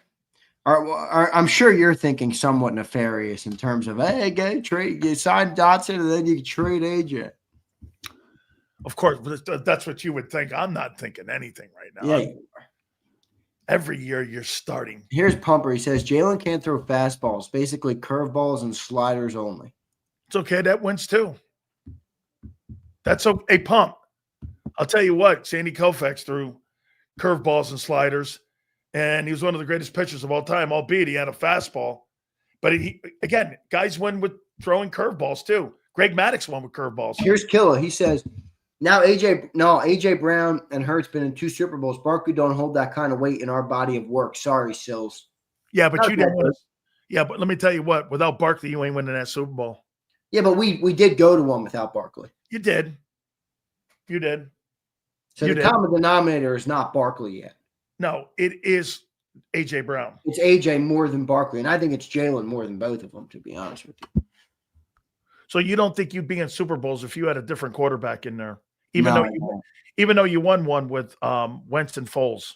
You've already proven that. I don't think this team. You've already proven that one too. I mean, maybe we would get there. It's tough. It's a coulda, woulda, shoulda. It's a what if. It's hard to envision where we would be. But I certainly don't think the team would have the level of success they've had without Jalen Hurts. That's a guarantee. I mean, he's the most winning quarterback in football in the last 3 years. Someone just put the stats up today. He's got the highest winning percentage of any quarterback above Mahomes, Allen, and Lamar.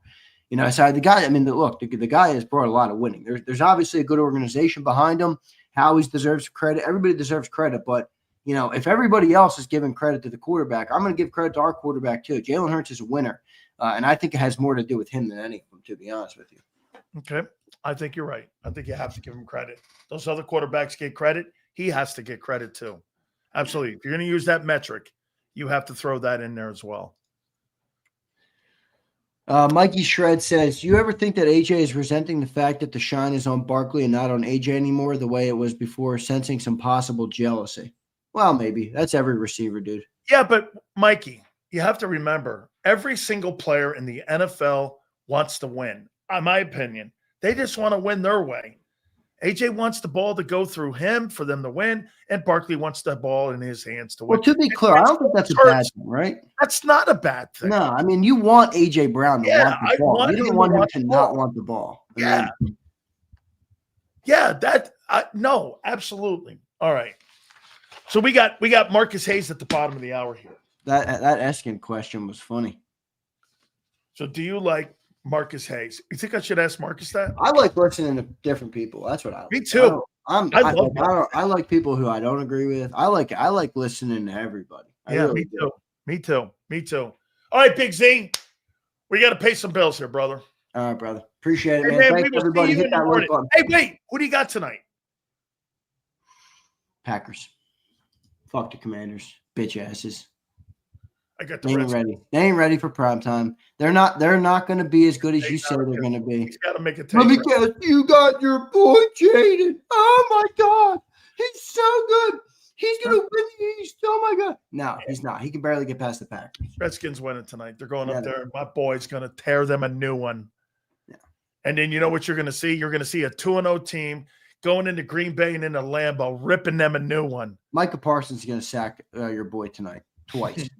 My boy's going to look like Randall Cunningham 2.0 tonight, baby. Josh Connerly is going to look like a turnstile tonight. Yeah. That's your boy. That's your boy's left tackle is who that is.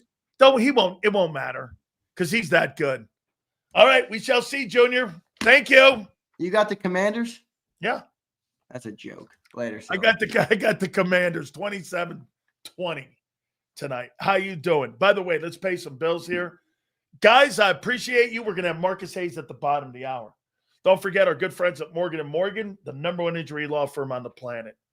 Tell you this all the time. One of the reasons why this law firm was made was because John's brother was permanently disabled by a company, and John and his family wanted to make sure that never happened to anyone else.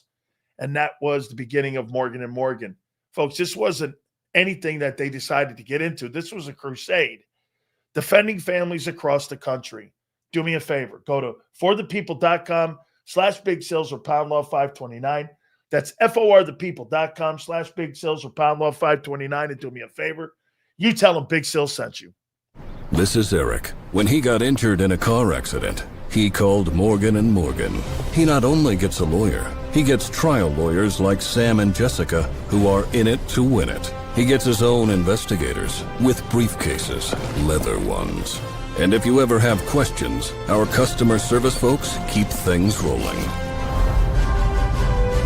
Injured? We're your army.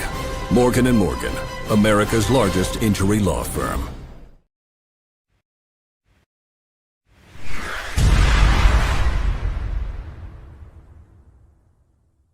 The following is a presentation of JAKIB Sports. If you're a small business owner or you work for a company that loves the birds, you need to react fast before we've used up our entire ticket allocation. And here's why. In celebration of JAKIB Media's new partnership with Savvy Seats, JAKIB Media will give you a pair of VIP tickets for any game on the 2025 schedule, home or away. And we'll give your company or your boss a 20-week media sponsorship package across the #1 digital network for Eagles coverage, JAKIB Sports. And that includes all of our game day coverage. Cost for your business or company? About $50 a week. Let's recap everything. 20-week sponsorship package on JAKIB Sports, including commercial spots, live reads, and liners. Inclusion in all of our game day coverage, including the soon-to-be-announced Green Zone, and a pair of tickets to the home opener or any game on the 2025 regular season schedule. Remember, that's home or away. If you're in Kansas City and you want to go to the game against the Chiefs, no problem. If you live in Florida and you want to go to the game in Tampa Bay at the end of September, no problem. Text Krause at 267-261-3428.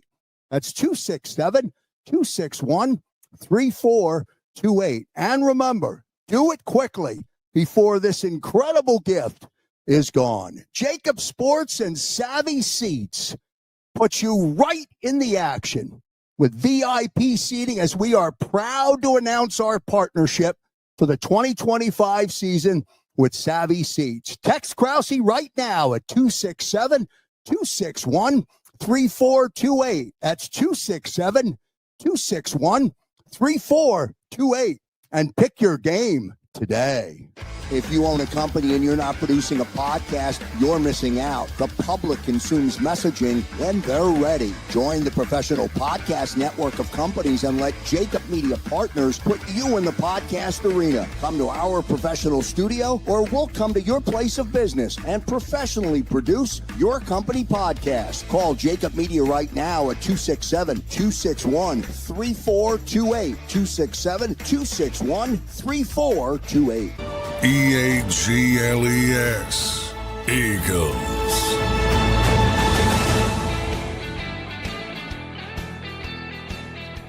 Big Chills, hit the like button, folks. Marcus Hayes will join us in a couple minutes, and we will talk some NFL football with him, and we will get his thoughts also on the game on Sunday between the Kansas City Chiefs and the Philadelphia Eagles. All right. What will Spags do different? What are you expecting Spags to do different in this game against Philadelphia? Well, I saw Matt Eberflus shut down your wideouts. And I saw, because of Landon Dickerson, shut down your run game. I think they're going to go the same thing, and they're going to put the ball in the hands of Jalen Hurts again.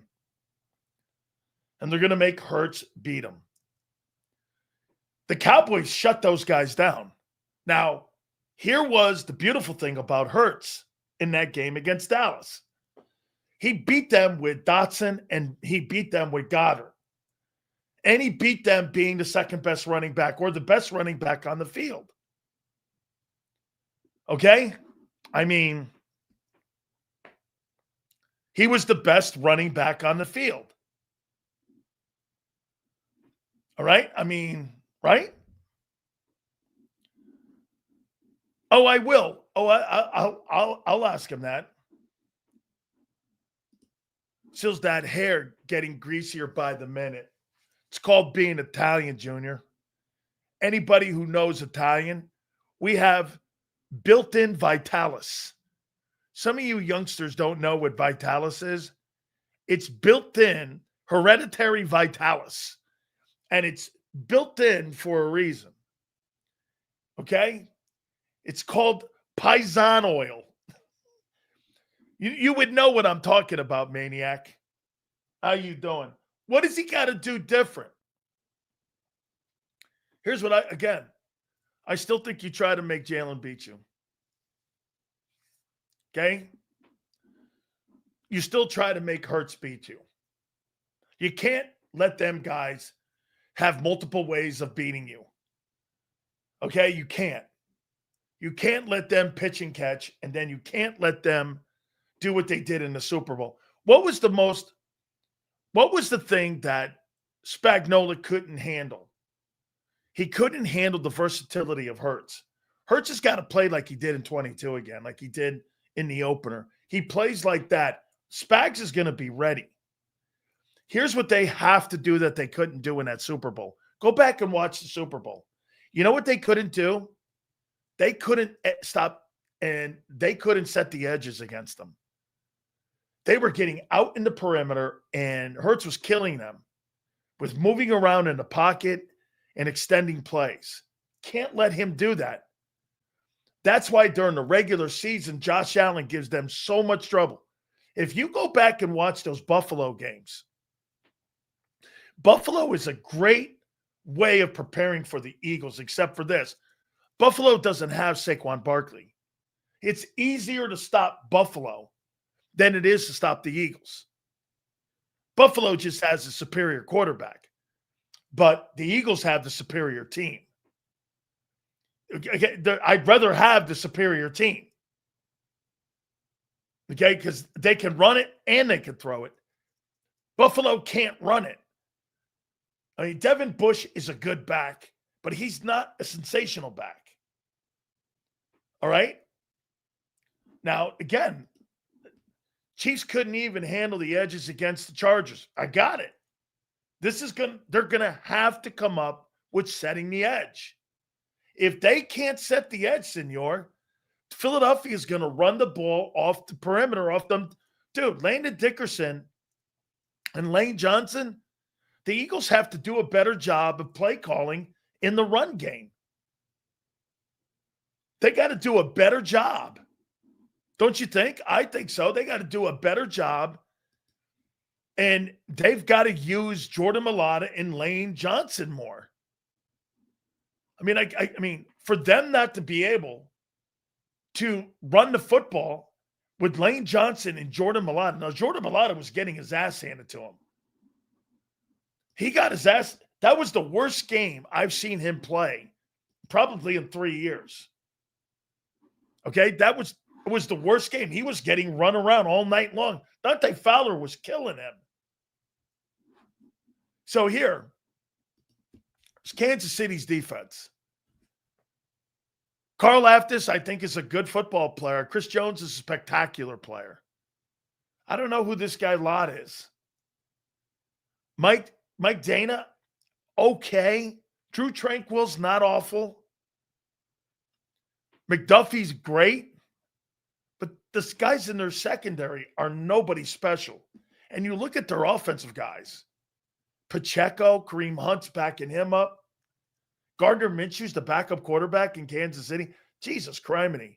No wonder when PFF came out with the ratings, I heard John say this, they were 30th out of 32 teams in week 1. That's terrible. Trey Smith is a really good football player. And he's a fabulous player. Like, Trey Smith is better than Landon Dickerson.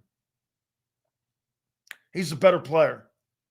But again, we're talking about top 5 guys. And he's probably 3, Trey Smith. I think Trey Smith's the richest, and I think he makes the most money of any guard in the NFL. I think he's the highest paid guard in pro football right now. I think they just gave him a new contract in the offseason that paid him in excess of $25 million. He's a really good football player.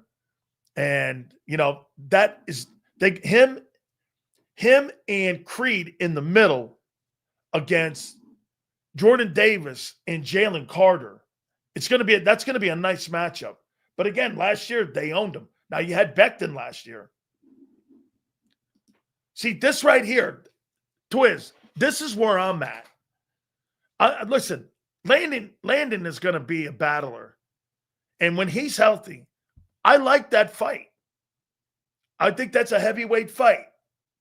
I think I wouldn't go like Chris Jones is so good. You heard Bill Moss on with us. He's so good. However, I don't mind that fight. He's not going to win every fight against Landon, Cam, and Becton. However, there's no Becton and Landon's injured. That's a favor to Jones. Jones has the advantage here. Okay, he does.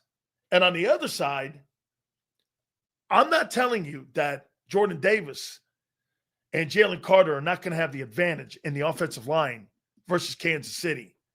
However, Trey Smith and Creed Humphrey, those dudes are the first team All-Pro guys, man.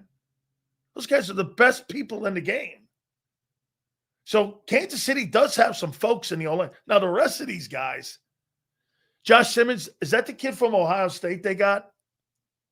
Right? Is that Josh Simmons kid that was that first-round pick they got from Ohio State?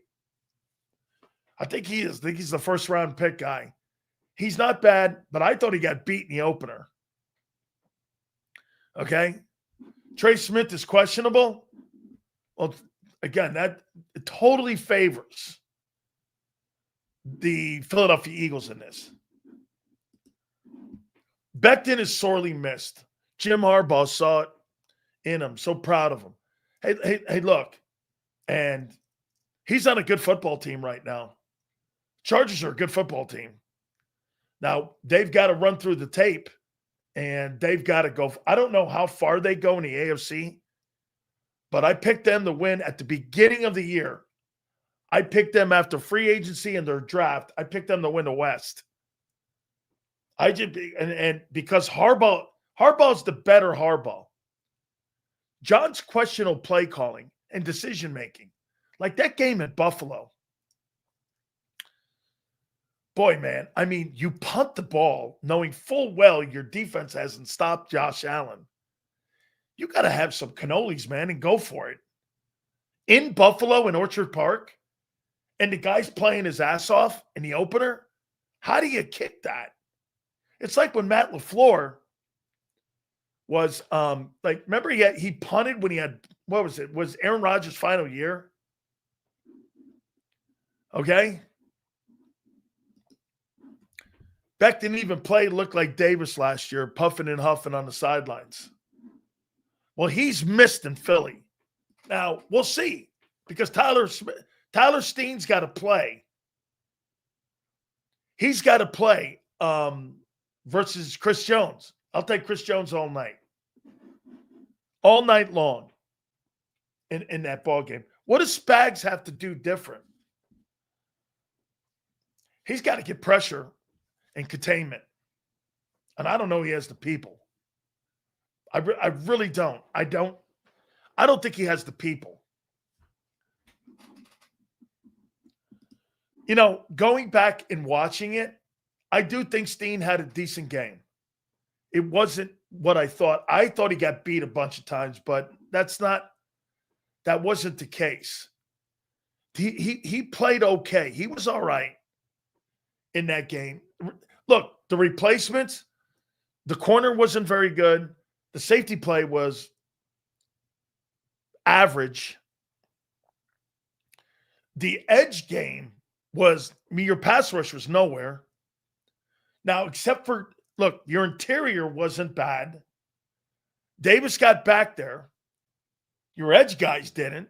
There were a couple times that some of the edges got back there. Uche got back there a little bit. He did. Me too. Jim Harbaugh's football rain man. He is. He's a great coach. Not sure which planet Jim lives on, but yeah, no, get this.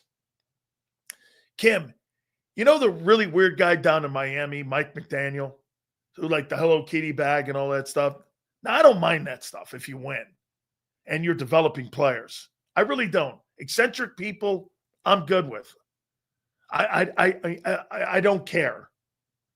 You know, I think that it gives you more character in a way, is if you have, you know, there's a personality to you. I like people with personalities. I do.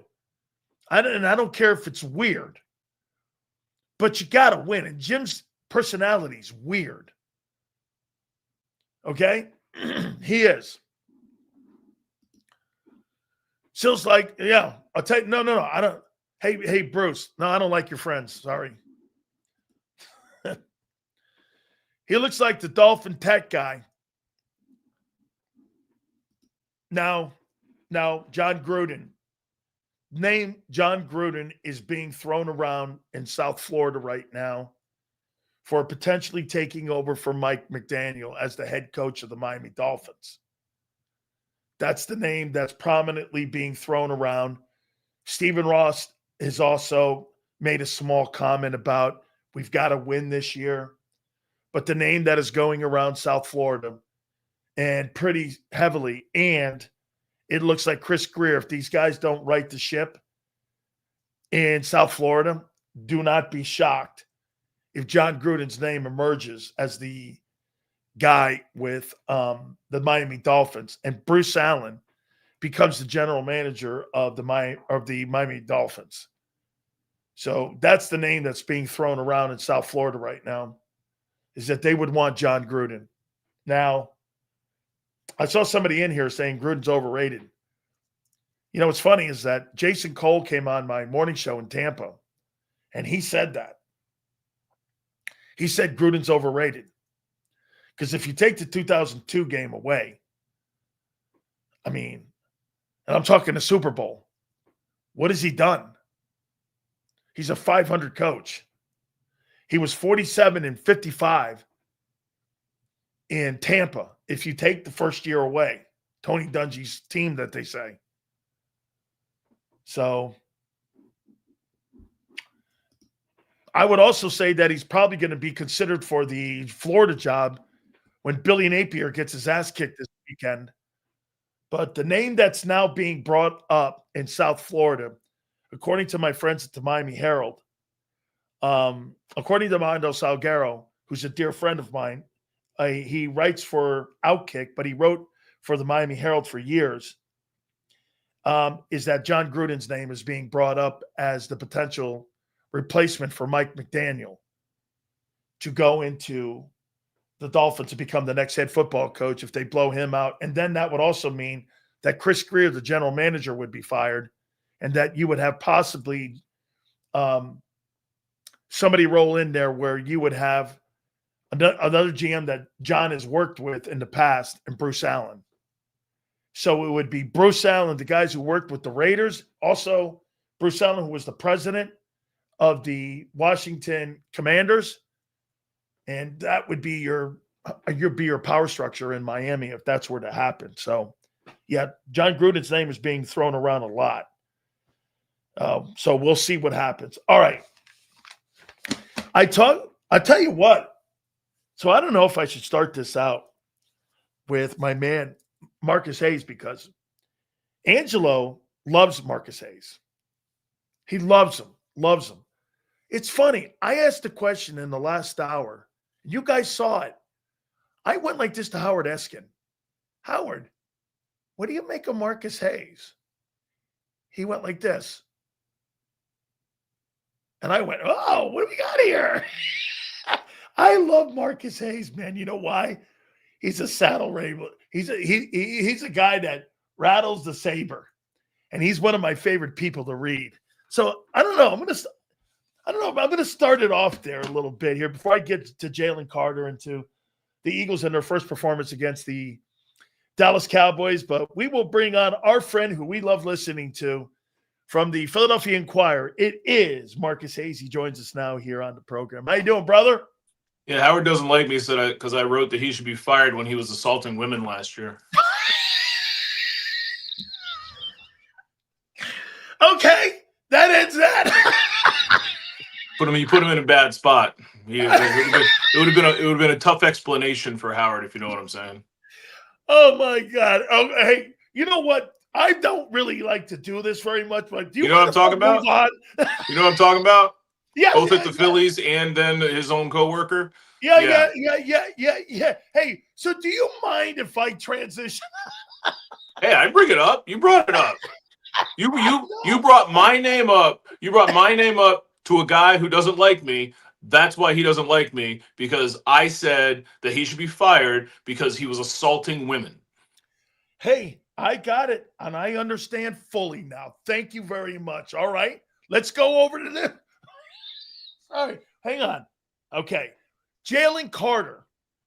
How do you think the Eagles have handled him and handled this situation with him in the league? They've actually handled him pretty well. Like, he's a guy who has clauses in his contract for behavior. So they could they could recover bonuses. They could, lower his salary, all sorts of stuff from what he's done. I know it sounds bad when I tell you he was fined for fighting the Commanders twice last year in 2 separate games. That I believe he led all defensive linemen in unsportsmanlike or unnecessary roughness penalties last year. That said, they're delighted with him because they know it could be a lot worse. He's not a very very easy guy to control, and they're doing a pretty good job of it.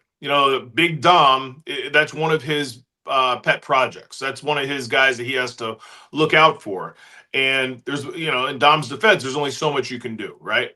So that said, they've handled him in general very well. They lobbied for this ridiculous ruling that I think what's going to happen is he will be considered suspended because he didn't play the rest of that game, because in the future, if they want to suspend somebody, now Jalen doesn't make very much money. He only makes about $60,000 a game. Right. But if you get a guy who's making, $25 million a year, his agent is going to say you can't charge him, you can't cost him more than $60,000 because now you have precedent. But the league can say, well, we effectively suspended this guy, or we officially suspended this guy, so he pays 60, but your guy pays 160. You know what I'm saying? Yeah. So I think it's a legalese thing, but I understand the Eagles have to, I guess, advocate for their guy to play to win as many games, especially with a big game coming up Sunday afternoon in Kansas City. That said, he wasn't suspended for a game because the game had already begun. The comparisons, these are the 2 comparisons to make, okay? If Zach Wheeler, the Phillies' best pitcher, hits the first batter of the game and is ejected, he is not suspended for that game. He's ejected from that game, okay? Even though he didn't play but 1 pitch, and that pitch was an irrelevant pitch, an insignificant pitch. So he gets suspended for 6 games to make sure that one of his starts is taken away, which gives the next opponent an advantage, which is the point of being suspended. You're not just suspending the player, you're injuring the franchise, all right?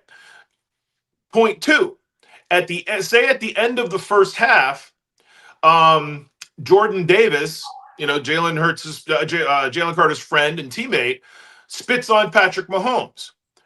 His agent, if the league wants to suspend him, his agent can say, okay, but you can only suspend him for the first half because he missed the second half. This is ludicrous. This is stupid. Anybody who says that he should get time served is being a willful idiot or duplicitous. He wasn't suspended. If you're just going to find the guy, just find the guy, but don't try to save the suspension language for later if it happens again. So do you think this is more of jockeying for the upcoming contract in March, that they're going to try to use this against Drew Rosenhaus? Follow me here with this, though, because like you said, so why did the league go around the bend here on this thing? Because they have a featured game at 4:00 on Sunday with a Super Bowl rematch, and they don't want this to taint that game. Okay, and the guy who decides the suspensions and whatnot is John Runyon and Troy Vincent. Right. Both former Eagles. Okay, fair enough here. Well, then let me go here with Nick. So I don't know if you were at that press conference asking questions to him about, after Jalen Carter was dealt with by the Eagles and by the league, and the suspension came down. Here's my problem. You tell me if I'm off base. I said the Eagles make such a pitch to tell us about their culture and how great their freaking culture is. We got guys buying in. We got guys loving this. And the first time that culture is questioned, and the Philadelphia media doing their job by going, hey, Nick, what do you think of what happened? Do you think he learned his lesson? Nobody asked him what you told him. Nobody asked him what you said. How do you think he's handled the situation? I don't think that was an over-the-top question about telling me guarded Russian secrets behind the curtain here and telling me anything wild. I mean, why did they not want to at least – don't you want to defend your culture? I mean, you're giving me BS and you're hiding behind, well, we keep that in-house. You tell me all the time, Marcus, how great their culture is. And when you have a chance to defend it, you don't. That's how I read that. I'm not don't get me wrong. I don't think much of the way that they have handled this in front of everybody, period. I think it's been relatively cowardly, and they are worried about upsetting Jalen Carter and Drew Rosenhaus and having him go somewhere, play out his contract and go somewhere else. A. And B, Nick has never handled this stuff well. He's just not good at it. Like, Nick is a very good he's really good off the record. He's a football nerd. He's good with the X's and O's, but Doug Peterson wasn't good at this either. Neither is Andy. They don't supply context, and they don't give you anything to work with to let you know whether they really disapprove of it or whatever. And I think that's kind of what you want and kind of what we want too a little bit. But I think they believe that their culture is such that guys like Darius Slay and CJ Gardner-Johnson and Jalen Carter intermittently, sort of guys with reputations of being difficult to deal with, being wild cards, something like that. They think that their culture does a good job of keeping their antics diminished. They believe that.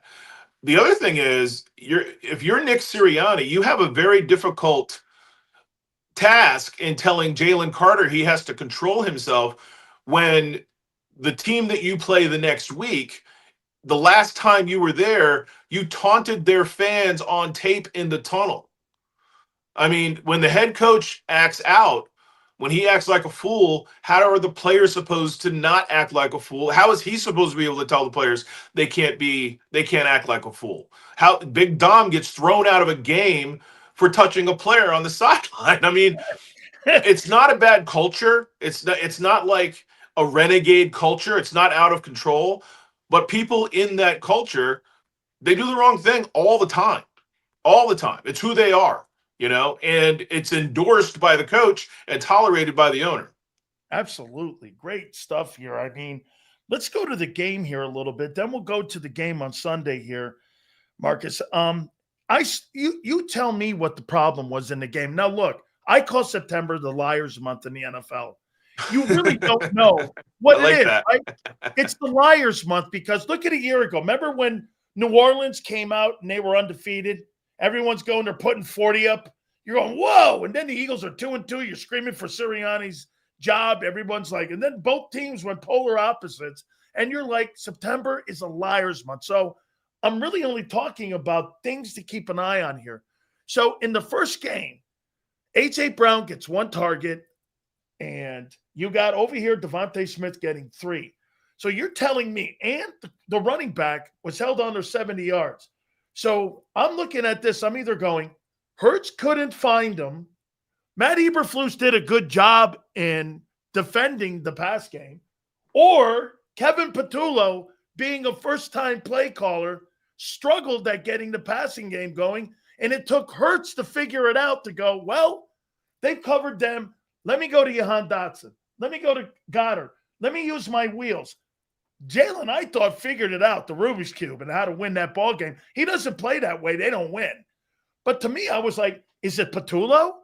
Is it Hurts? Or is it the receivers? Because AJ came out and said, yeah, they zoned me up. You can't beat zone defense. You're AJ Brown. I mean, they're off the ball on you. So what did you take away from that? Well, the Eagles scored on their first 4 possessions. On, I think, their third possession, Landon Dickerson got injured, their left guard. Arguably their best offensive lineman, if Lane Johnson isn't. And then he left the game in the second half. They were a different team after that. Their offensive line is the reason they've gone to 3 Super Bowls and won 2 of them. Full stop. It's the best unit every year, and it's an elite unit every year. They're elite. So when you take away Landon Dickerson, you put yourself in a couple of issues, right? You don't want to put yourself in a situation where you're going to get beat through the Landon Dickerson position. So maybe you vanilla it up a little bit as long as you're winning. Number one. Number two, you are diminished there. All of a sudden, if you look at Saquon Barkley's runs last year, he ate on the left side. Dickerson and Jordan Mailata are the biggest reason Saquon Barkley had the run where he spun and jumped back. All of it happened on the left side. So, and Dickerson is arguably a better player than Mailata. I know Mailata graded out better in Pro Football Focus, but what Dickerson does, if you watch it on tape, it's just like, I can't believe this guy is doing this, right?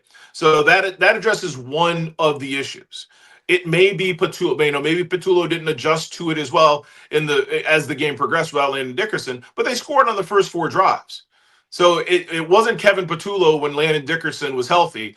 And the other side of the ball was diminished, I think, by the absence of Jalen Carter. Once they figured out how to defend the Cowboys without the Jalen Carter 50 plays in the scheme, they were fine. I actually talked to Jordan Davis about that. One of the great things about Jalen Carter is he's not the most disciplined guy, but when you're that good, you don't need to be. Disciplined guys have things going on in their mind. Okay, this is my assignment. You were a defensive lineman, right? Yeah.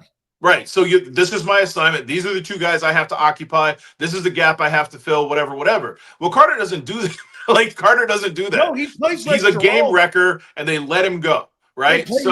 Without the game wrecker, they have the guys in there saying, okay, I know I have to do this. But one of the things that Jordan Davis told me is, the Cowboys showed them things that they hadn't seen ever before from the Cowboys, which makes sense, right? New coaching staff. Yep. So those are the 2 issues. That's kind of why the Eagles defense got better as the game went on, and the Eagles offense got worse as the game went on. I would say Dickerson's probably the 4th best offensive player on a really great offensive unit, and Carter is by far the best defensive player and probably the 3rd best player on the entire team. So when you subtract those 2 guys, you get that. Now, Dickerson has been back at practice, and obviously Carter's going to play. So, the Kansas City Chiefs won't have it as easy as the Dallas Cowboys did for half of the game, with Dickerson out, and the whole game without Jalen Carter. As you know, the Eagles love to overcorrect.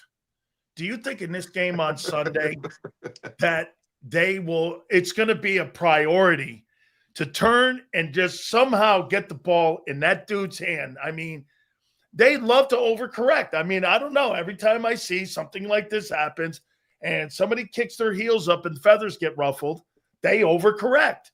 Do you see that in this game on Sunday where it's a priority to get him the football? See, to me, that's not winning football. Winning football is Jalen Hurts deciding what's winning football. They only overcorrect when it's AJ. Right? Okay. He's the only guy who's really complained. They only overcorrect when it's AJ. That's right. And I think they're beyond that. I really don't think they care what AJ thinks anymore. And I think AJ understands that.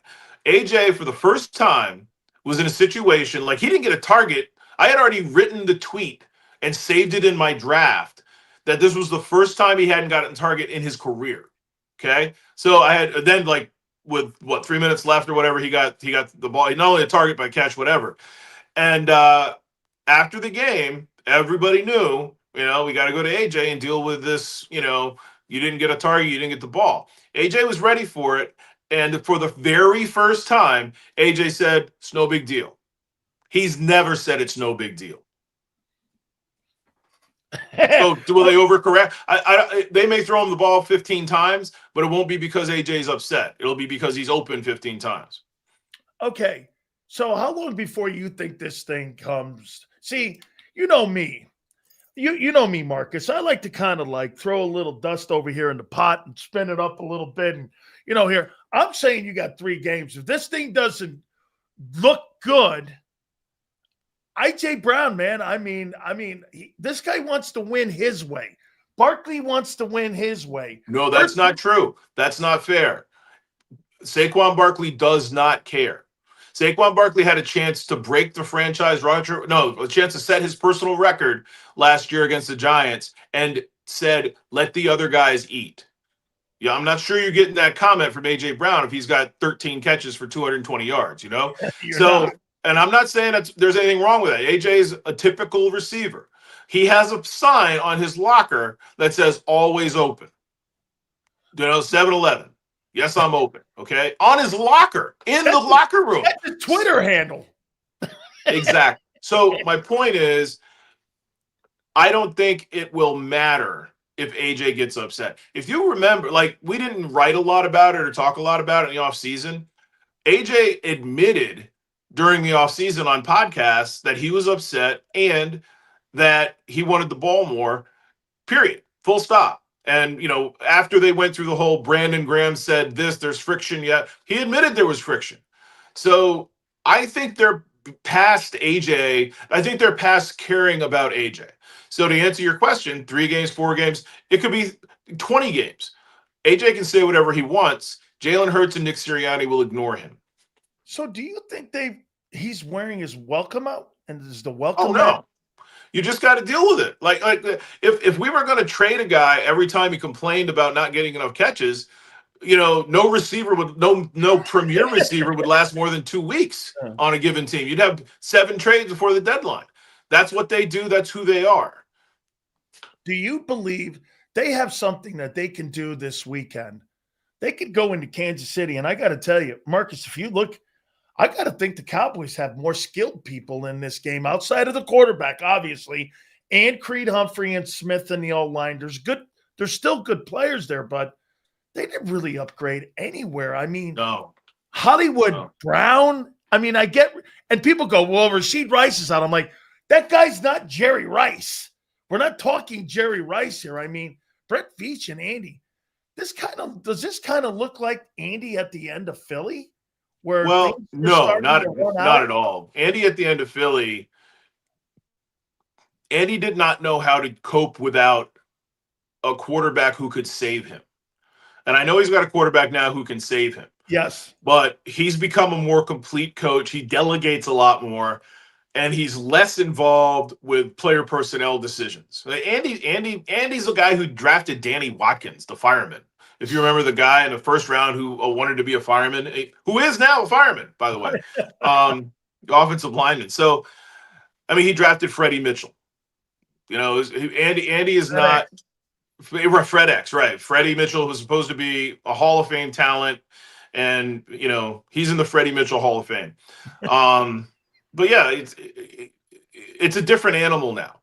They've just managed their cap and their drafts poorly, and that was their brilliance before. That's the thing that really saved them. They got a lot of contributions from a lot of guys who were either underpaid or played over their skis a little bit. But that Patrick Mahomes contract, which looked horrible before, doesn't look bad now. That's a big number. So you see it all through the league. It's one of the reasons the Bengals can't win. It's one of the reasons the Bills can't win. And Howie Roseman is a better general manager than all of those general managers. And he's gotten really good at the draft. His center and left guard were both project guys who are Pro Bowl level guys now. And those are positions where other teams just haven't hit on. Jordan Mailata was a 7th round pick. It's just you go left tackle, left guard, and center. And I know your viewers probably don't care about offensive line talk, but you and I know the best offensive lines are the ones those are the ones that are playing late into January. Those 3 guys cost minimal draft capital, minimal. And Lane Johnson was a 1st round pick in 2013. They aren't starting a 1st round draft pick they haven't started a 1st round draft pick on their offensive line that they drafted since they drafted Lane Johnson, if I'm not mistaken. Wow. Because Andre Dillard didn't pan out because Jordan Mailata was so much better. But think about that. The most important unit on your team. Now, quarterback's the most important position. Most important unit on your team. minimal draft capital. I think Tyler Steen, the starting right guard, is a 3rd-round pick, maybe. Third. Yeah. So you got a 7th, a 2nd, a 2nd, a 3rd, and a guy who's in his 12th, 13th year. Yeah. So that's brilliant. That's It really is. You've got a starting tight end. I think Dallas Goedert was a 2nd-round pick. He's got a knee injury, he might not play. Yep. But the backup tight end, I think, was undrafted. Yep. I mean, Saquon Barkley, even with his new contract, is underpaid. Right. So, they've got all this talent. And both the wide receivers are vastly underpaid compared to what the wide receivers. Howie did a great job of locking those guys up below at market value at the time, but market value is probably 25% more than it was when Devontae Smith and A.J. Brown agreed to their extensions. Final question for you. What do you think happens on Sunday? Oh, the Eagles should walk over these guys. I mean, my biggest issue with the Eagles, my biggest concern, if I had one, was that the 11 starters did not even practice together once in training camp, mainly because A.J. Brown had a hamstring injury. But he looked fine. That's the other thing. Maybe A.J. Brown wasn't A.J. Brown last week, and maybe he won't be until September. So maybe he wasn't getting open. Maybe his job was to attract coverage to decoy everybody else. Because maybe he gets that ball and he's not A.J. Brown yards after the catch A.J. Brown. But they looked great. They looked very sharp. They looked cohesive. There weren't the usual game 1, game 2 misalignments. Guys not going where they're supposed to go. I think I saw it once. There was I think AJ was in either the wrong spot or somebody was in his spot and he ad-libbed and it the play clock almost went down and they had to call timeout or something like that. But for a team that didn't practice once during training camp, that's spectacular. So the offense should be very, very proficient. The Chiefs defense is kind of garbage, right? And they've solved Patrick Mahomes if Jalen Carter and Zach Bond are in the game. So yeah, it should be Jalen Hurts might not need to play the 4th quarter. Hey, I learned one lesson about you today. If you want to ask a question, be prepared what the answer coming back is.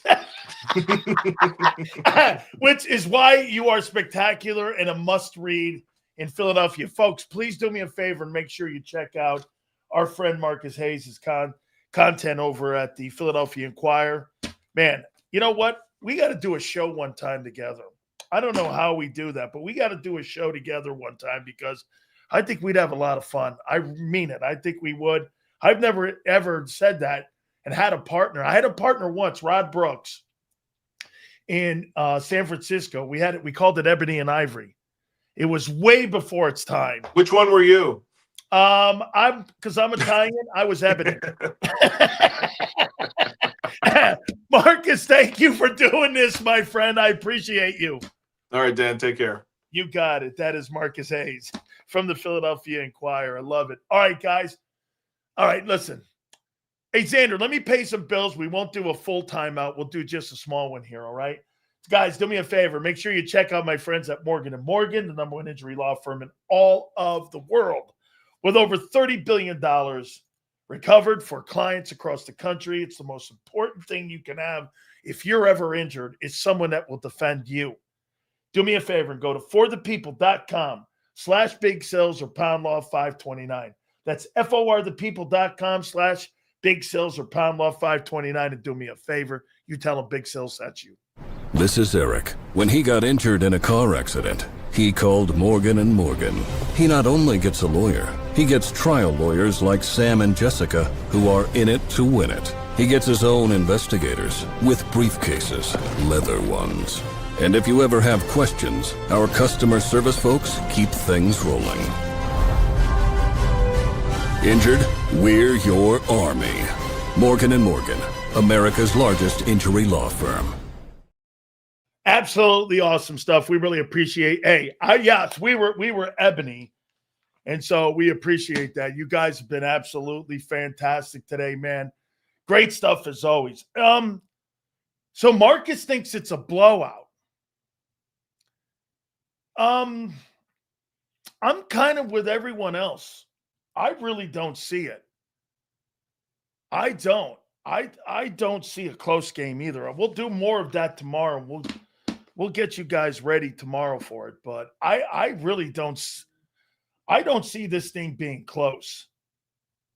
Okay? I really don't. I just don't see this thing being close. I won't give the score right now. I'll wait till tomorrow.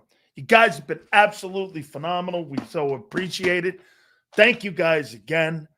Do me a favor. Make sure you guys check out our great interviews today. How about those two guys, man? You got Marcus Hayes and you got Howard Eskin. Howard will come back on. I saw some of you guys say that. Great stuff with everybody. Thank you very much. Hit the like button. 2 to 6 tomorrow, and we shall see you on the flip side.